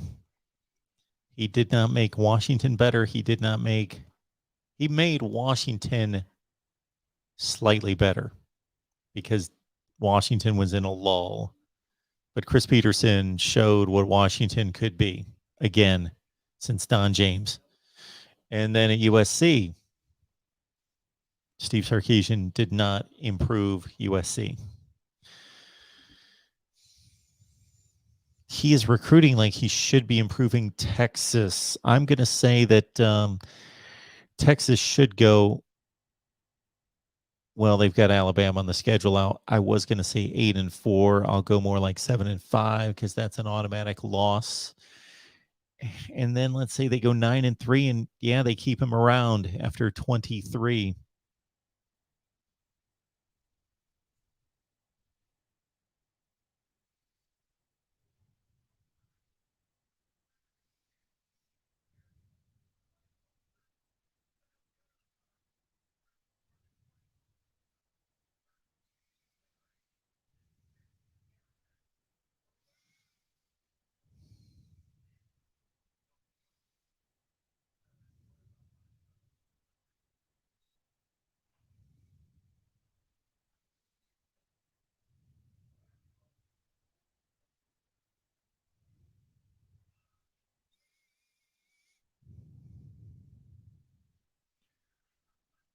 Talk is Pit. Did you check out our ACC history video on the all-time program rankings? What do you think of Pitt's status?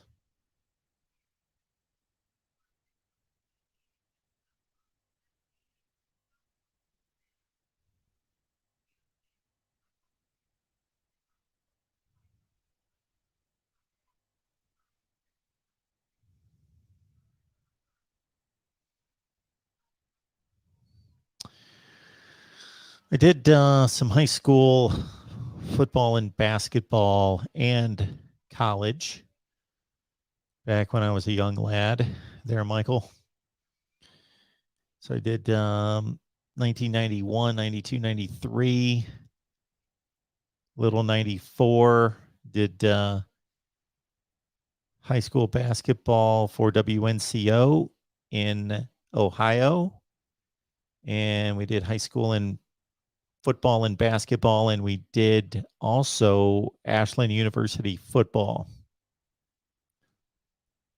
Plus some oddball sports on the side from time to time, some softball, some swimming. Big hoop.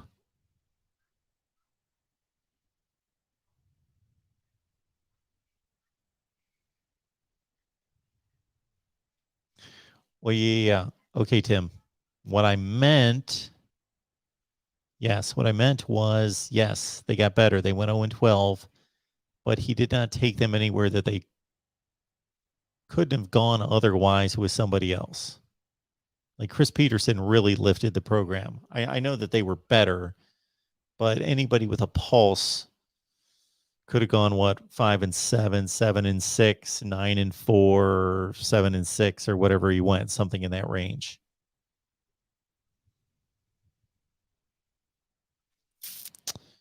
So yeah, we were on the radio, and I enjoyed that. I don't know that I could do, let's say, baseball every day, play by play, do it just over and over and over and over and over every day. And I don't have the pipes for it, but it was fun. Yeah, I enjoyed doing play by play for high school football and basketball and some Division III football and basketball. Yeah, that was fun.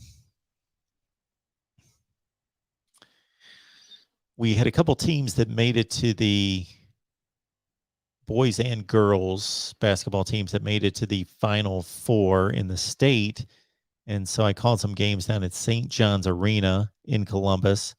And what was funny was that both Charles Woodson and Orlando Pace's high school basketball teams were deep in the state tournament. And so I got to call their high school, and just knowing this is Charles Woodson, he's a football stud. He's going to Michigan. So Orlando Pace, he's phenomenal. He's going to Ohio State. But to call their basketball games was kind of funny.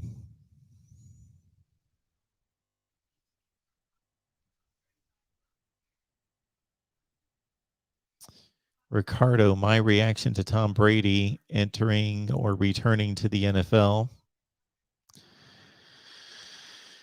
It doesn't really move my needle in any way. Doesn't move the needle for me in any such way.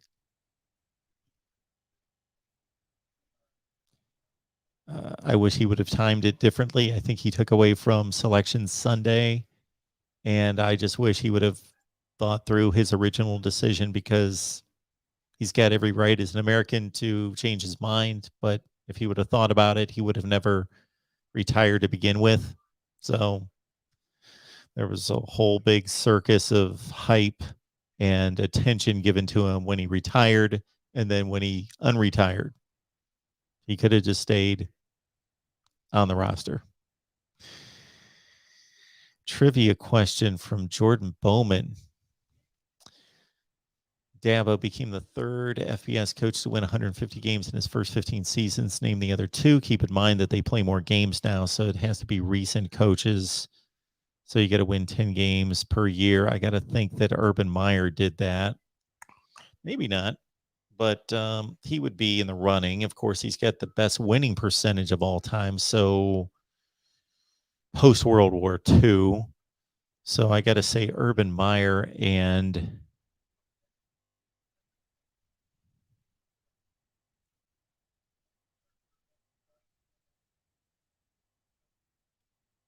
it's got to be somebody recent. Pete Carroll didn't coach that long.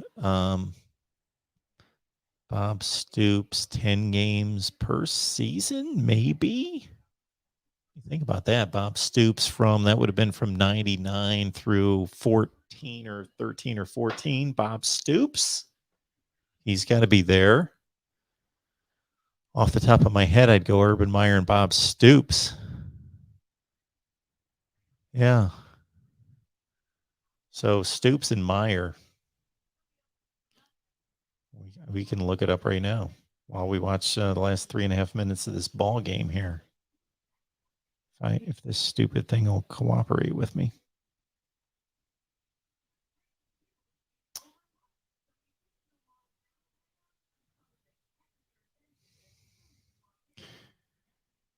All right.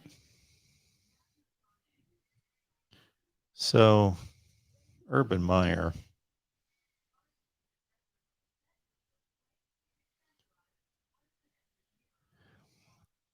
Mm-mm.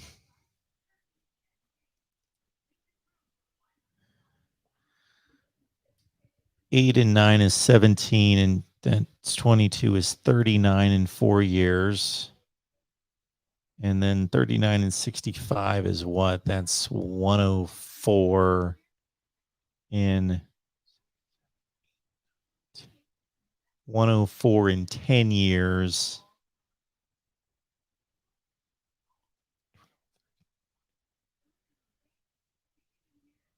Yeah, Urban Meyer easily.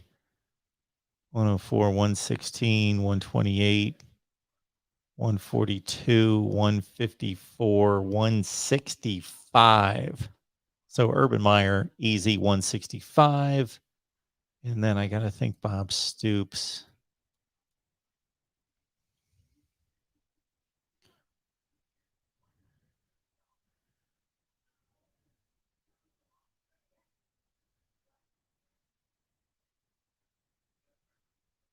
So he won 190, 179, 168, 160. Ooh. Yeah, Bob Stoops. Yeah, I think between all of us, we nailed that one pretty easily.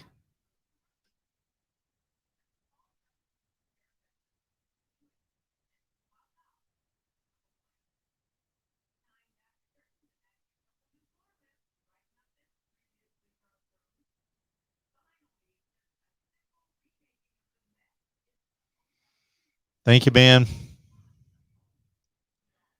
I wish I was. I'm forgetting a lot.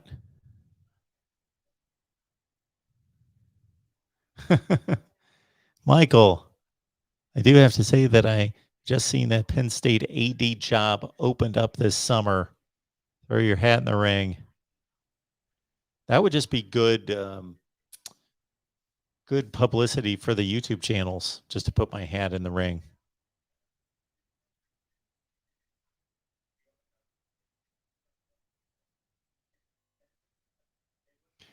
Yes, Tim. Idiotic rule. Have guidelines, but they should only be guidelines, not rules. Guidelines.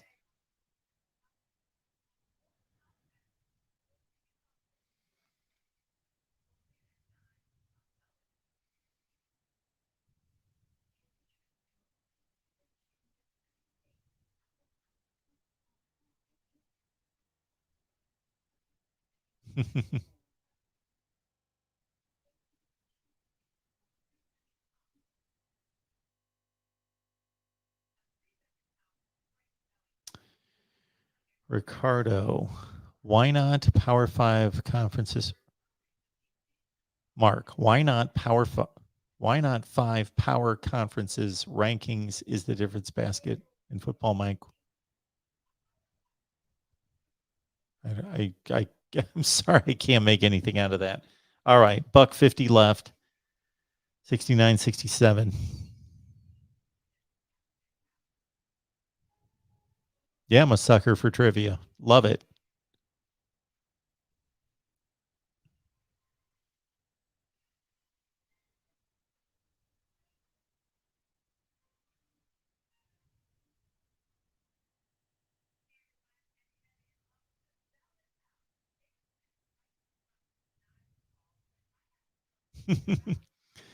This means one scoop, John, that I got to work with George on a regular basis. I love George, but there probably needs to be some distance there, some separation at times.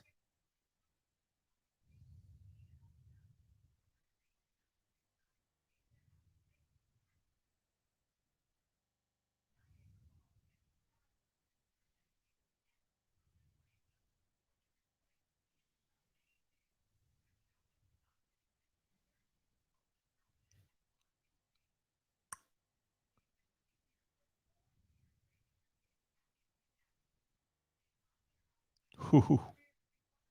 Swate.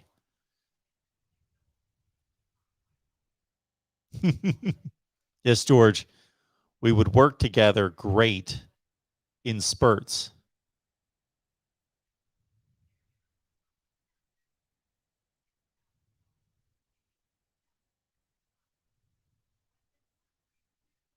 George is here.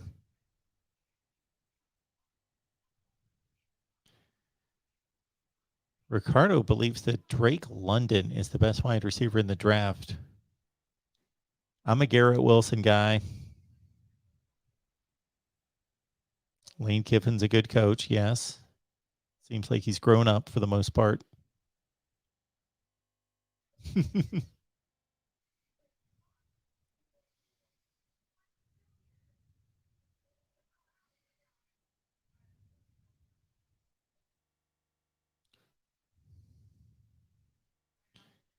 Big miss.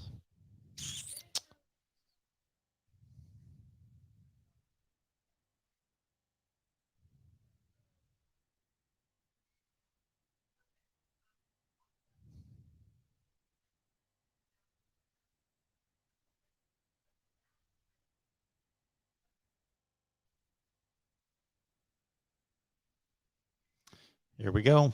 Run one play.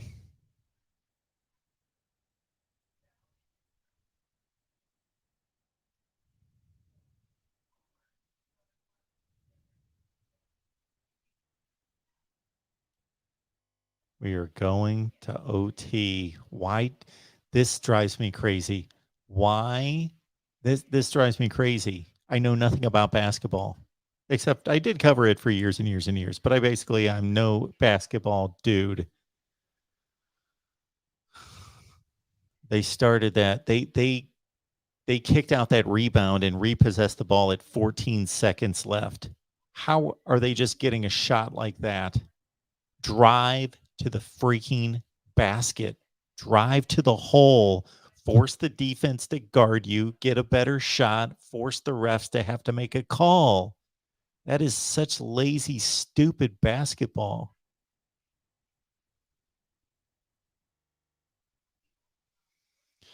Well, Rob, Mel Tucker's off to a good start, so he's already showing us that he can coach.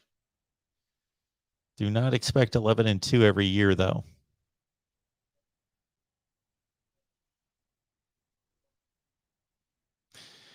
SEC dog. Mark, can you name the year Florida had a perfect season? Yes, there was one in whatever that means, LLs. Well, the two Urban Meyer championships were, of course, one loss, and the Steve Spurrier championship had one loss.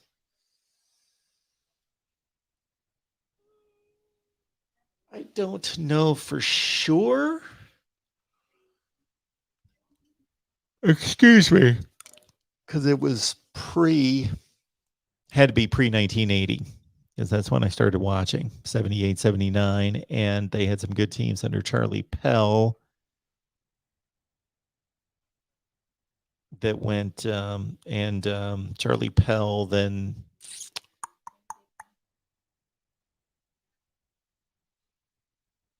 Yeah, it had to be like a 60s team. Tell me, SEC dog. I don't know. That was before my time. I know. Is their national championship teams all lost a game? Oh, when they went 0-11. Okay, that was sometime in the late 70s, I believe. Didn't they go 0-11 in 79? 79? Bam! I nailed it.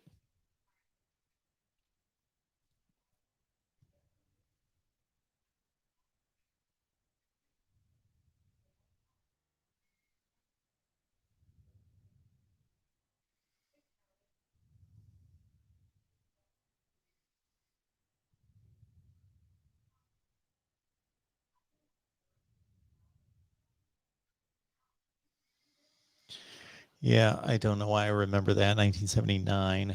Florida went But why am I blanking on the coach who followed Charlie Pell? Give me a second. I know this coach as well as I know anybody, but I'm blanking on their next coach after Charlie Pell had to give him up after NCAA violations. And then it was Charlie Pell.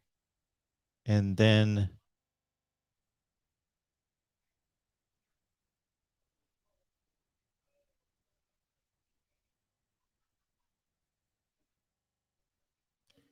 we've got some kind of house hunter show on over here.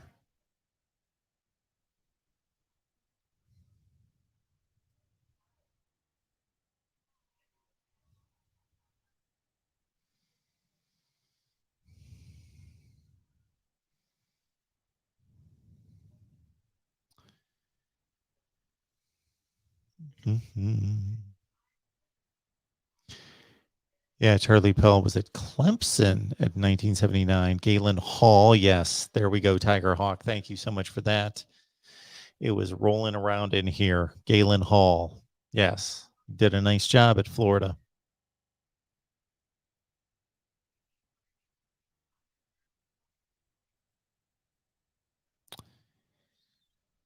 I believe I believe you're right there, John. 1979. I think it might have been 78 though, with Arizona State. I might be wrong, but I believe you're off by just a year.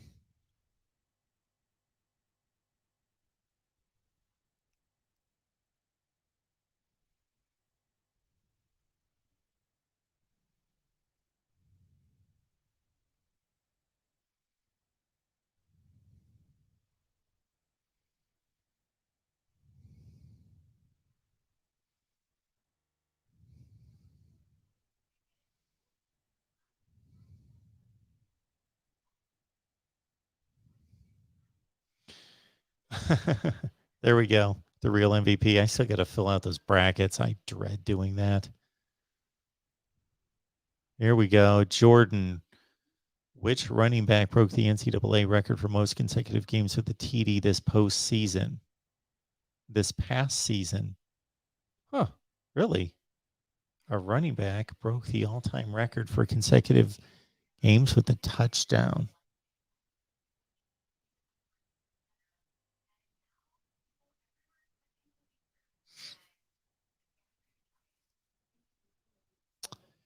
Well, I can't believe that it would have been Brian Robinson. Who did? I thought I heard that at one point. Running back with consecutive, let's see.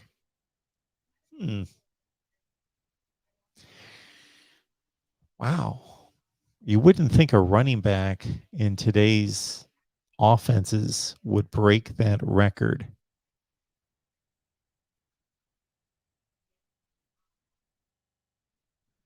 Who scored a lot of TDs? Brian Robinson, Will Shipley, Bijan Robinson didn't score that much. Kennedy Brooks, Travis Dye, Travion Henderson didn't carry it enough. Hassan Haskins.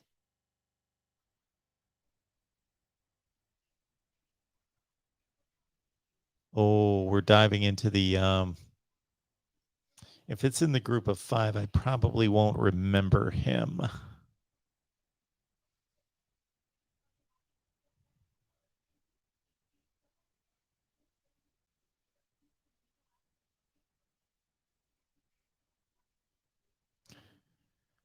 Western Kentucky would have been the quarterback through all the touchdowns. Bailey Zappi, 62 touchdowns.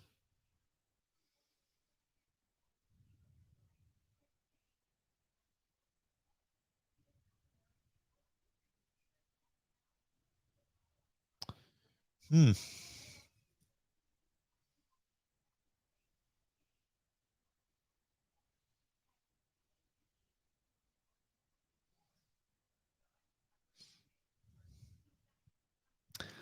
So this running back would have had to score every game this season and then games going back to last season.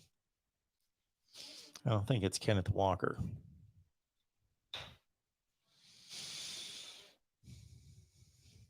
Do we know the number? How many consecutive games, Jordan?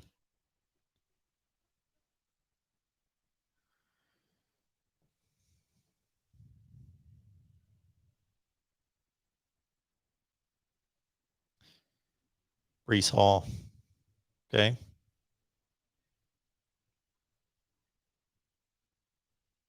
Makes sense.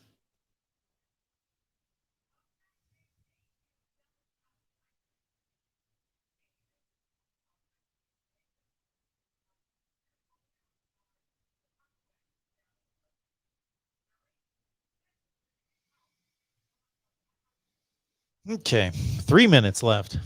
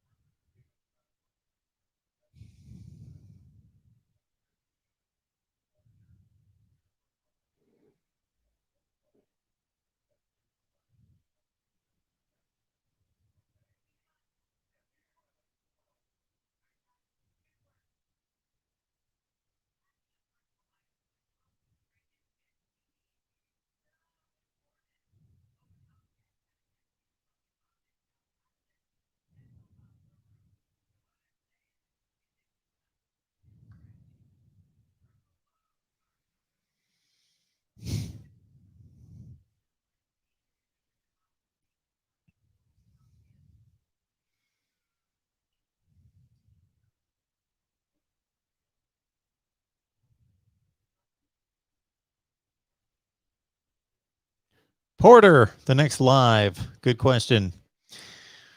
I'm on the road right now. And when, let's see, in about a week to, let's say about 2 weeks from now, I am hoping to announce what I hope to be. I'm hoping to announce what I hope to be. That makes sense. Standard live stream call-in show days and times. Like, how does it hit you to do, let's say, Monday and Tuesday night, Thursday and Friday night? And then I think during April, with the spring games every Saturday, I think we're going live every Saturday with spring games. All right, we're getting down to it.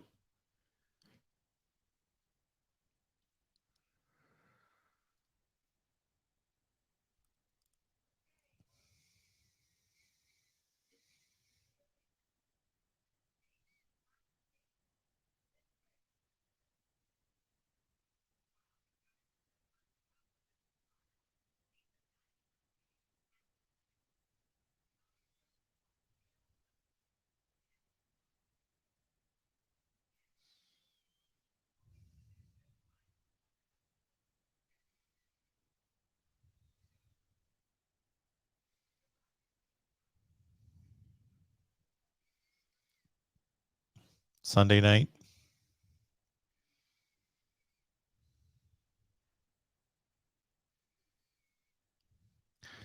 Then during the season,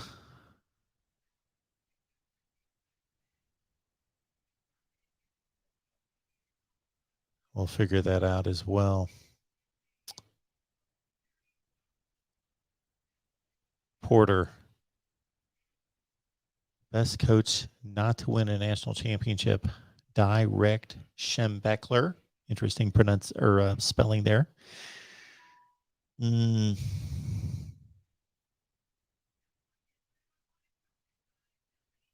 Oh, banked it in.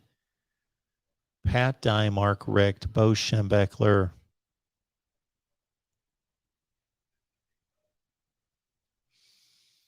Chip Kelly, least during his run at Oregon, but I'm not putting him in that category with those guys. I'm just thinking out loud.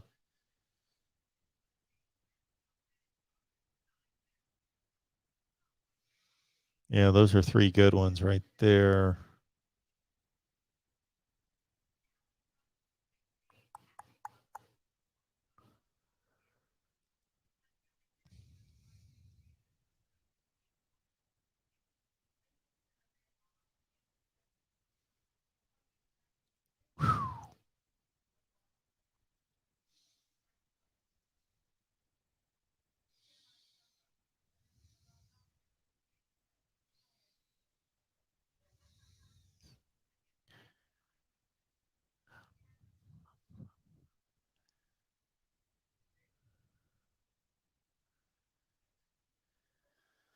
Bill Snyder.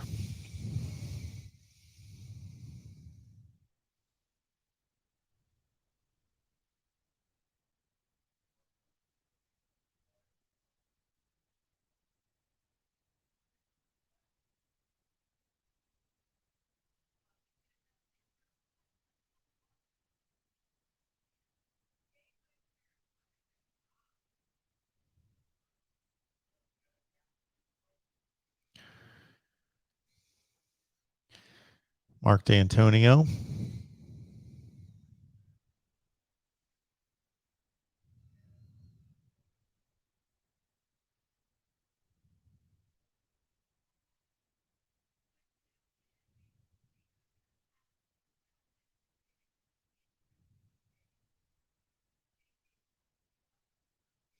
It is amazing.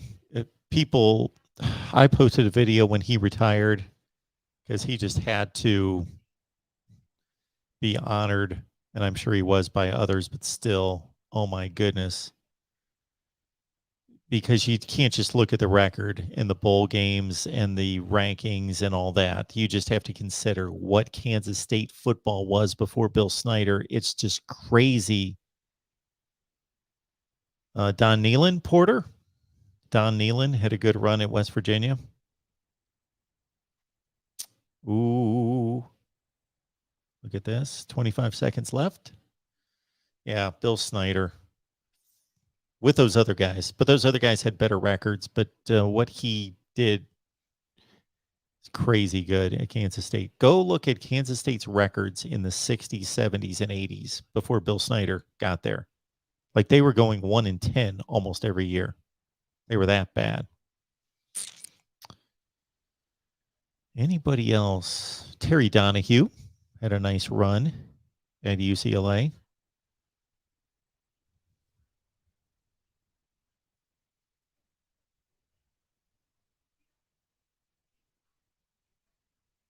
Eddie Robinson, yes. We're going to go that route, Jeff. Good call.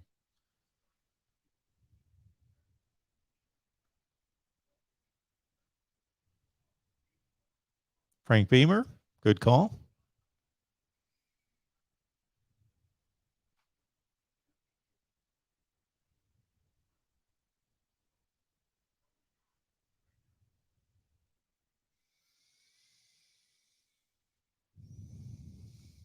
I get a feeling some of you aren't going to want to hear this name, but Brian Kelly.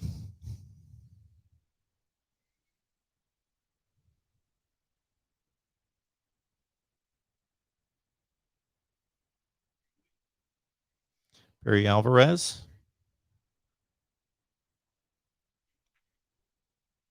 We'll see. You got time. Yes, go to the rim. Look at this. Are we going to have double overtime? Good Lord. Oh, my word. Okay. I need to load up here.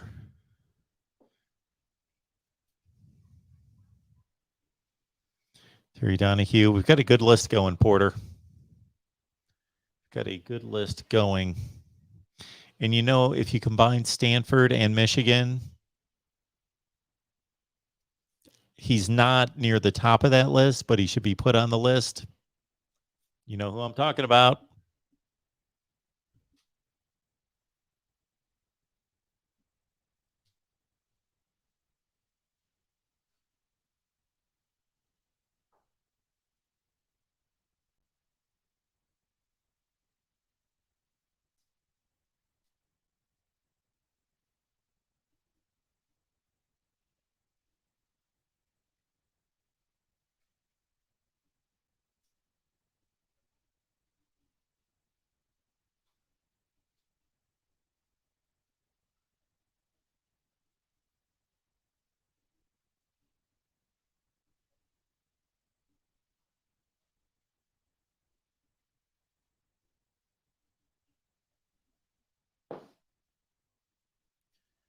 Chris Peterson.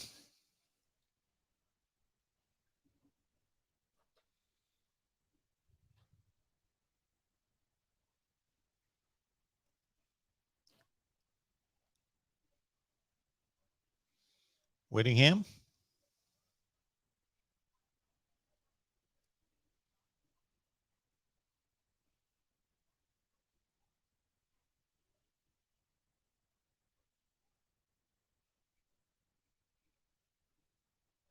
Gary Barnett. Okay. Not going to go quite to that degree with Gary Barnett. But yeah, he did an amazing job there.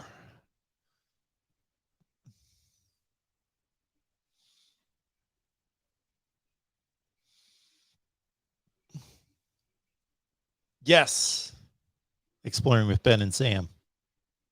Go subscribe, please. So it looks like we've got a video coming up. The greatest coaches who have not won national championships. Hayden Fry.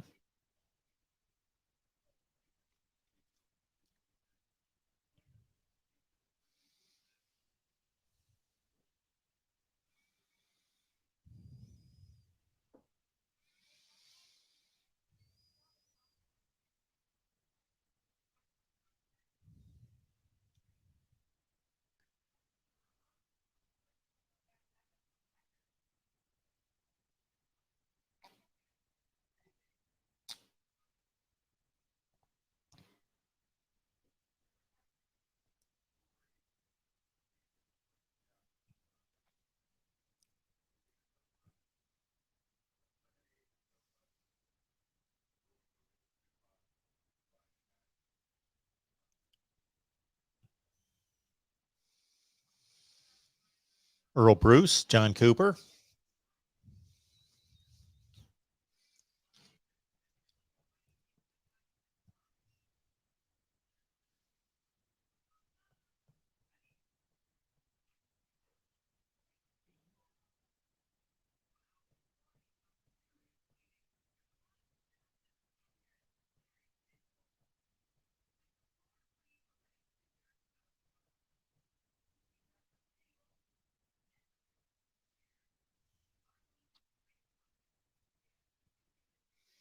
Yes, Hayden Fry.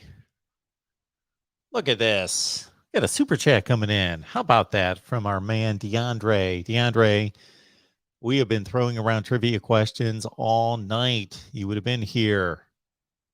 You would have been here tossing them out as well, I'm sure. BGPO Football Funk. Thanks, man.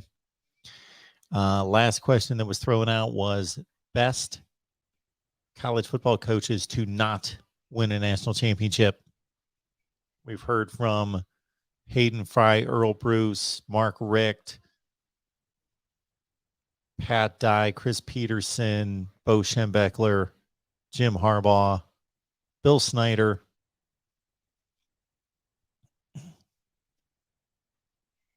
Frank Beamer.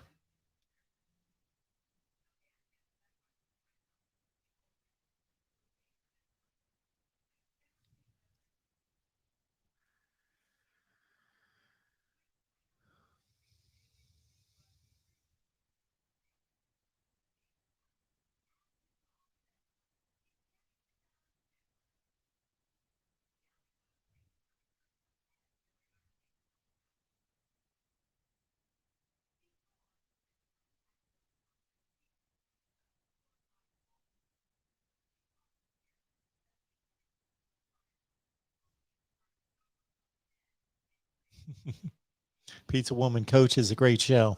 It was a good one. Minnesota State.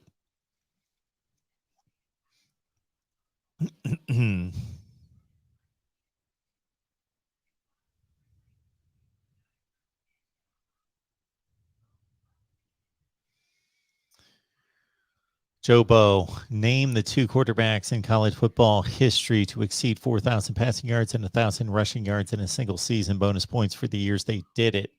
4,000, 1,000.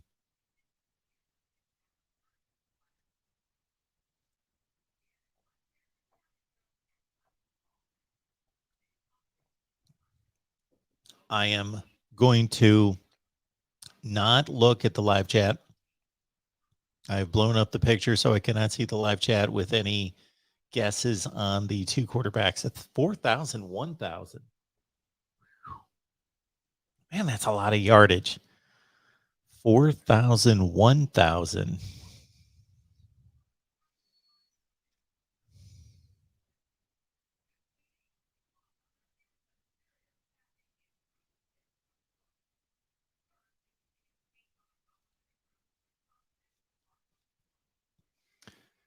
Not Deshaun Watson. On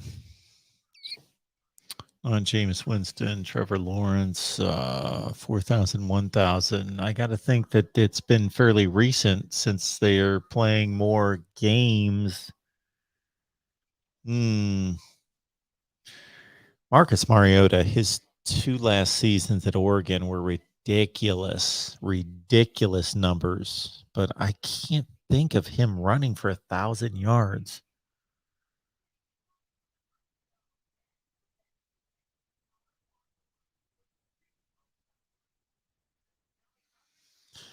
USC hasn't had running quarterbacks.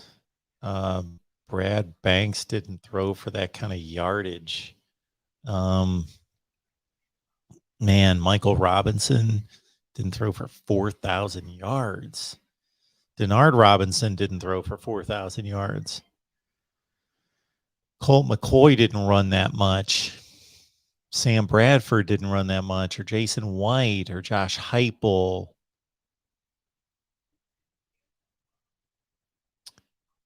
I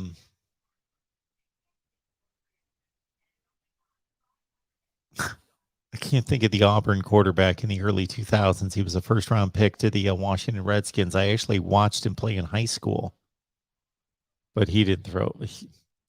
That's a lot of yardage.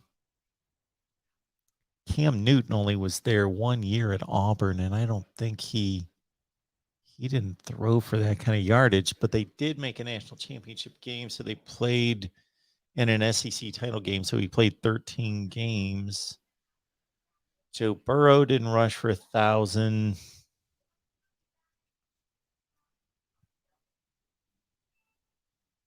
All those Washington State quarterbacks under Leach did not run for 1,000 yards.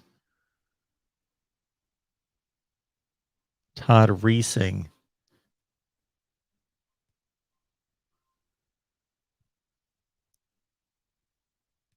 Those Miami quarterbacks didn't run. Kelly, Kosar, Toretta. Charlie Ward didn't throw for that much, did he? Danny Werfel didn't run for that much.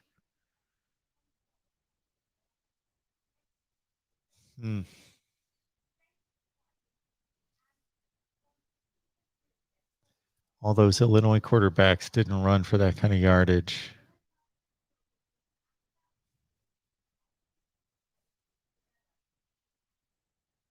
The Georgia quarterbacks didn't run like that. Aaron Murray, Matthew Stafford, Eric Zaire. The Hawaii quarterbacks didn't run for 1,000. Andre Ware, David Klingler, they didn't run for 1,000. We're back down to an 87-84 game here. Oh, man. I got to think we're going in. See, this is where I'm weak. I'll remember any group of five quarterbacks you bring up, but I'm not going to be able to come up with them necessarily. None of the BYU quarterbacks.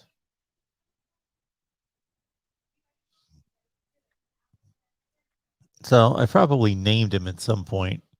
I don't know if it's somebody like Alex Smith. He could run. He ran, but 1,000 yards. You figure a 13-game season, they're running for like 80 yards a game.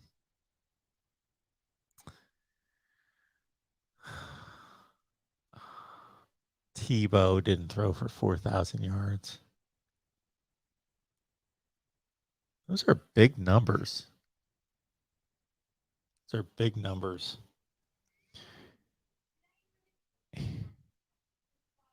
And I don't think Lamar Jackson threw. Well, maybe he did. He ran for 1,000. Lamar Jackson ran for 1,000. Did he throw for 4,000?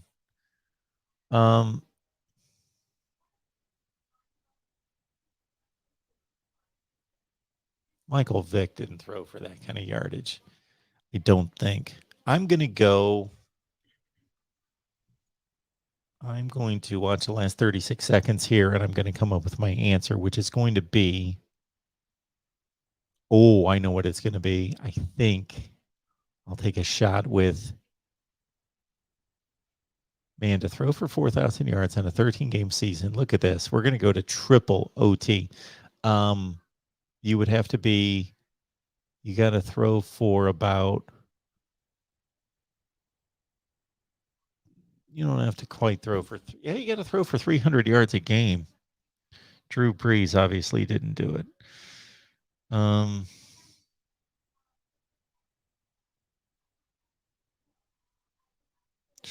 on, put it in. There we go. Oh man, that did it right there. You got to chuck it. Oh man. Well, Johnny Bays, congratulations. D-Rock Irish, if you're out there anywhere, congratulations. So I was going to come up with an answer. I'm going to say Vince Young and Lamar Jackson. Those are my two. All right. Do we have an answer? Exploring with Ben and Sam. Yes. Subscribe to the channel. Notre Dame wins. Notre Dame listened to Mark and took it to the rack. Yes. I know nothing about basketball. Covered it for 10 years, but know nothing about basketball. But you force the refs to make a call if they hack you. It's a high percentage shot. You force the defense to, yes. It's a great game. We at least had a great game. And I want to know the answer to this trivia question.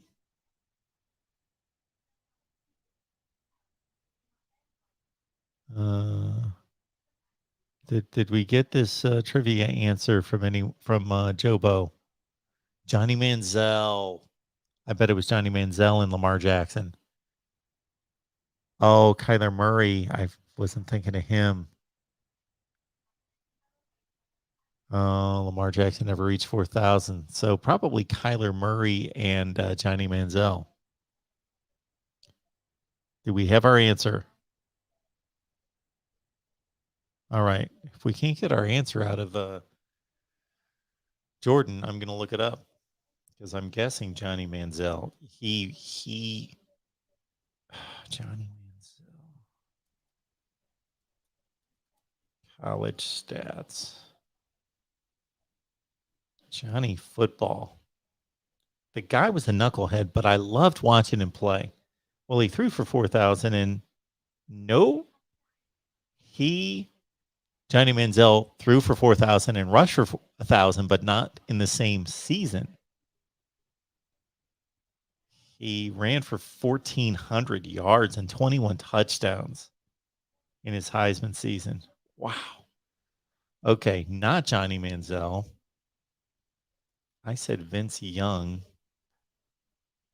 He didn't throw for 4,000 yards. Not even close. He ran for 1,000 twice.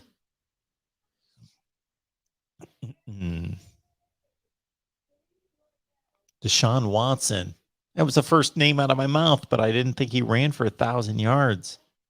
And Kyler Murray. Okay.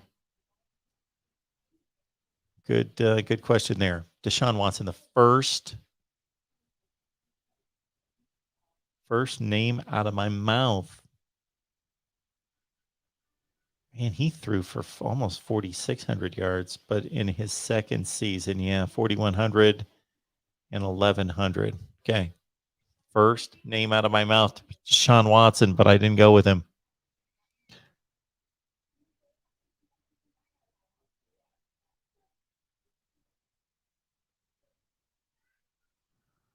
What do we love about this channel?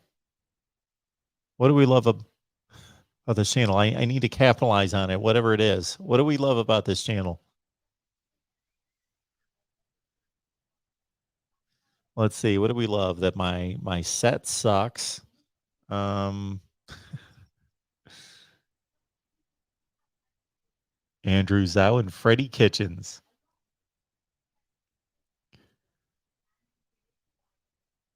Johnny Manziel, that rushing season, he had 1,400 yards and 21 touchdowns. DeAndre, appreciate you being here, man. All right.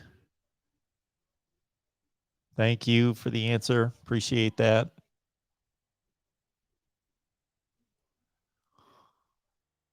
All right, folks. Appreciate you being here. And please subscribe to the Notre Dame channel.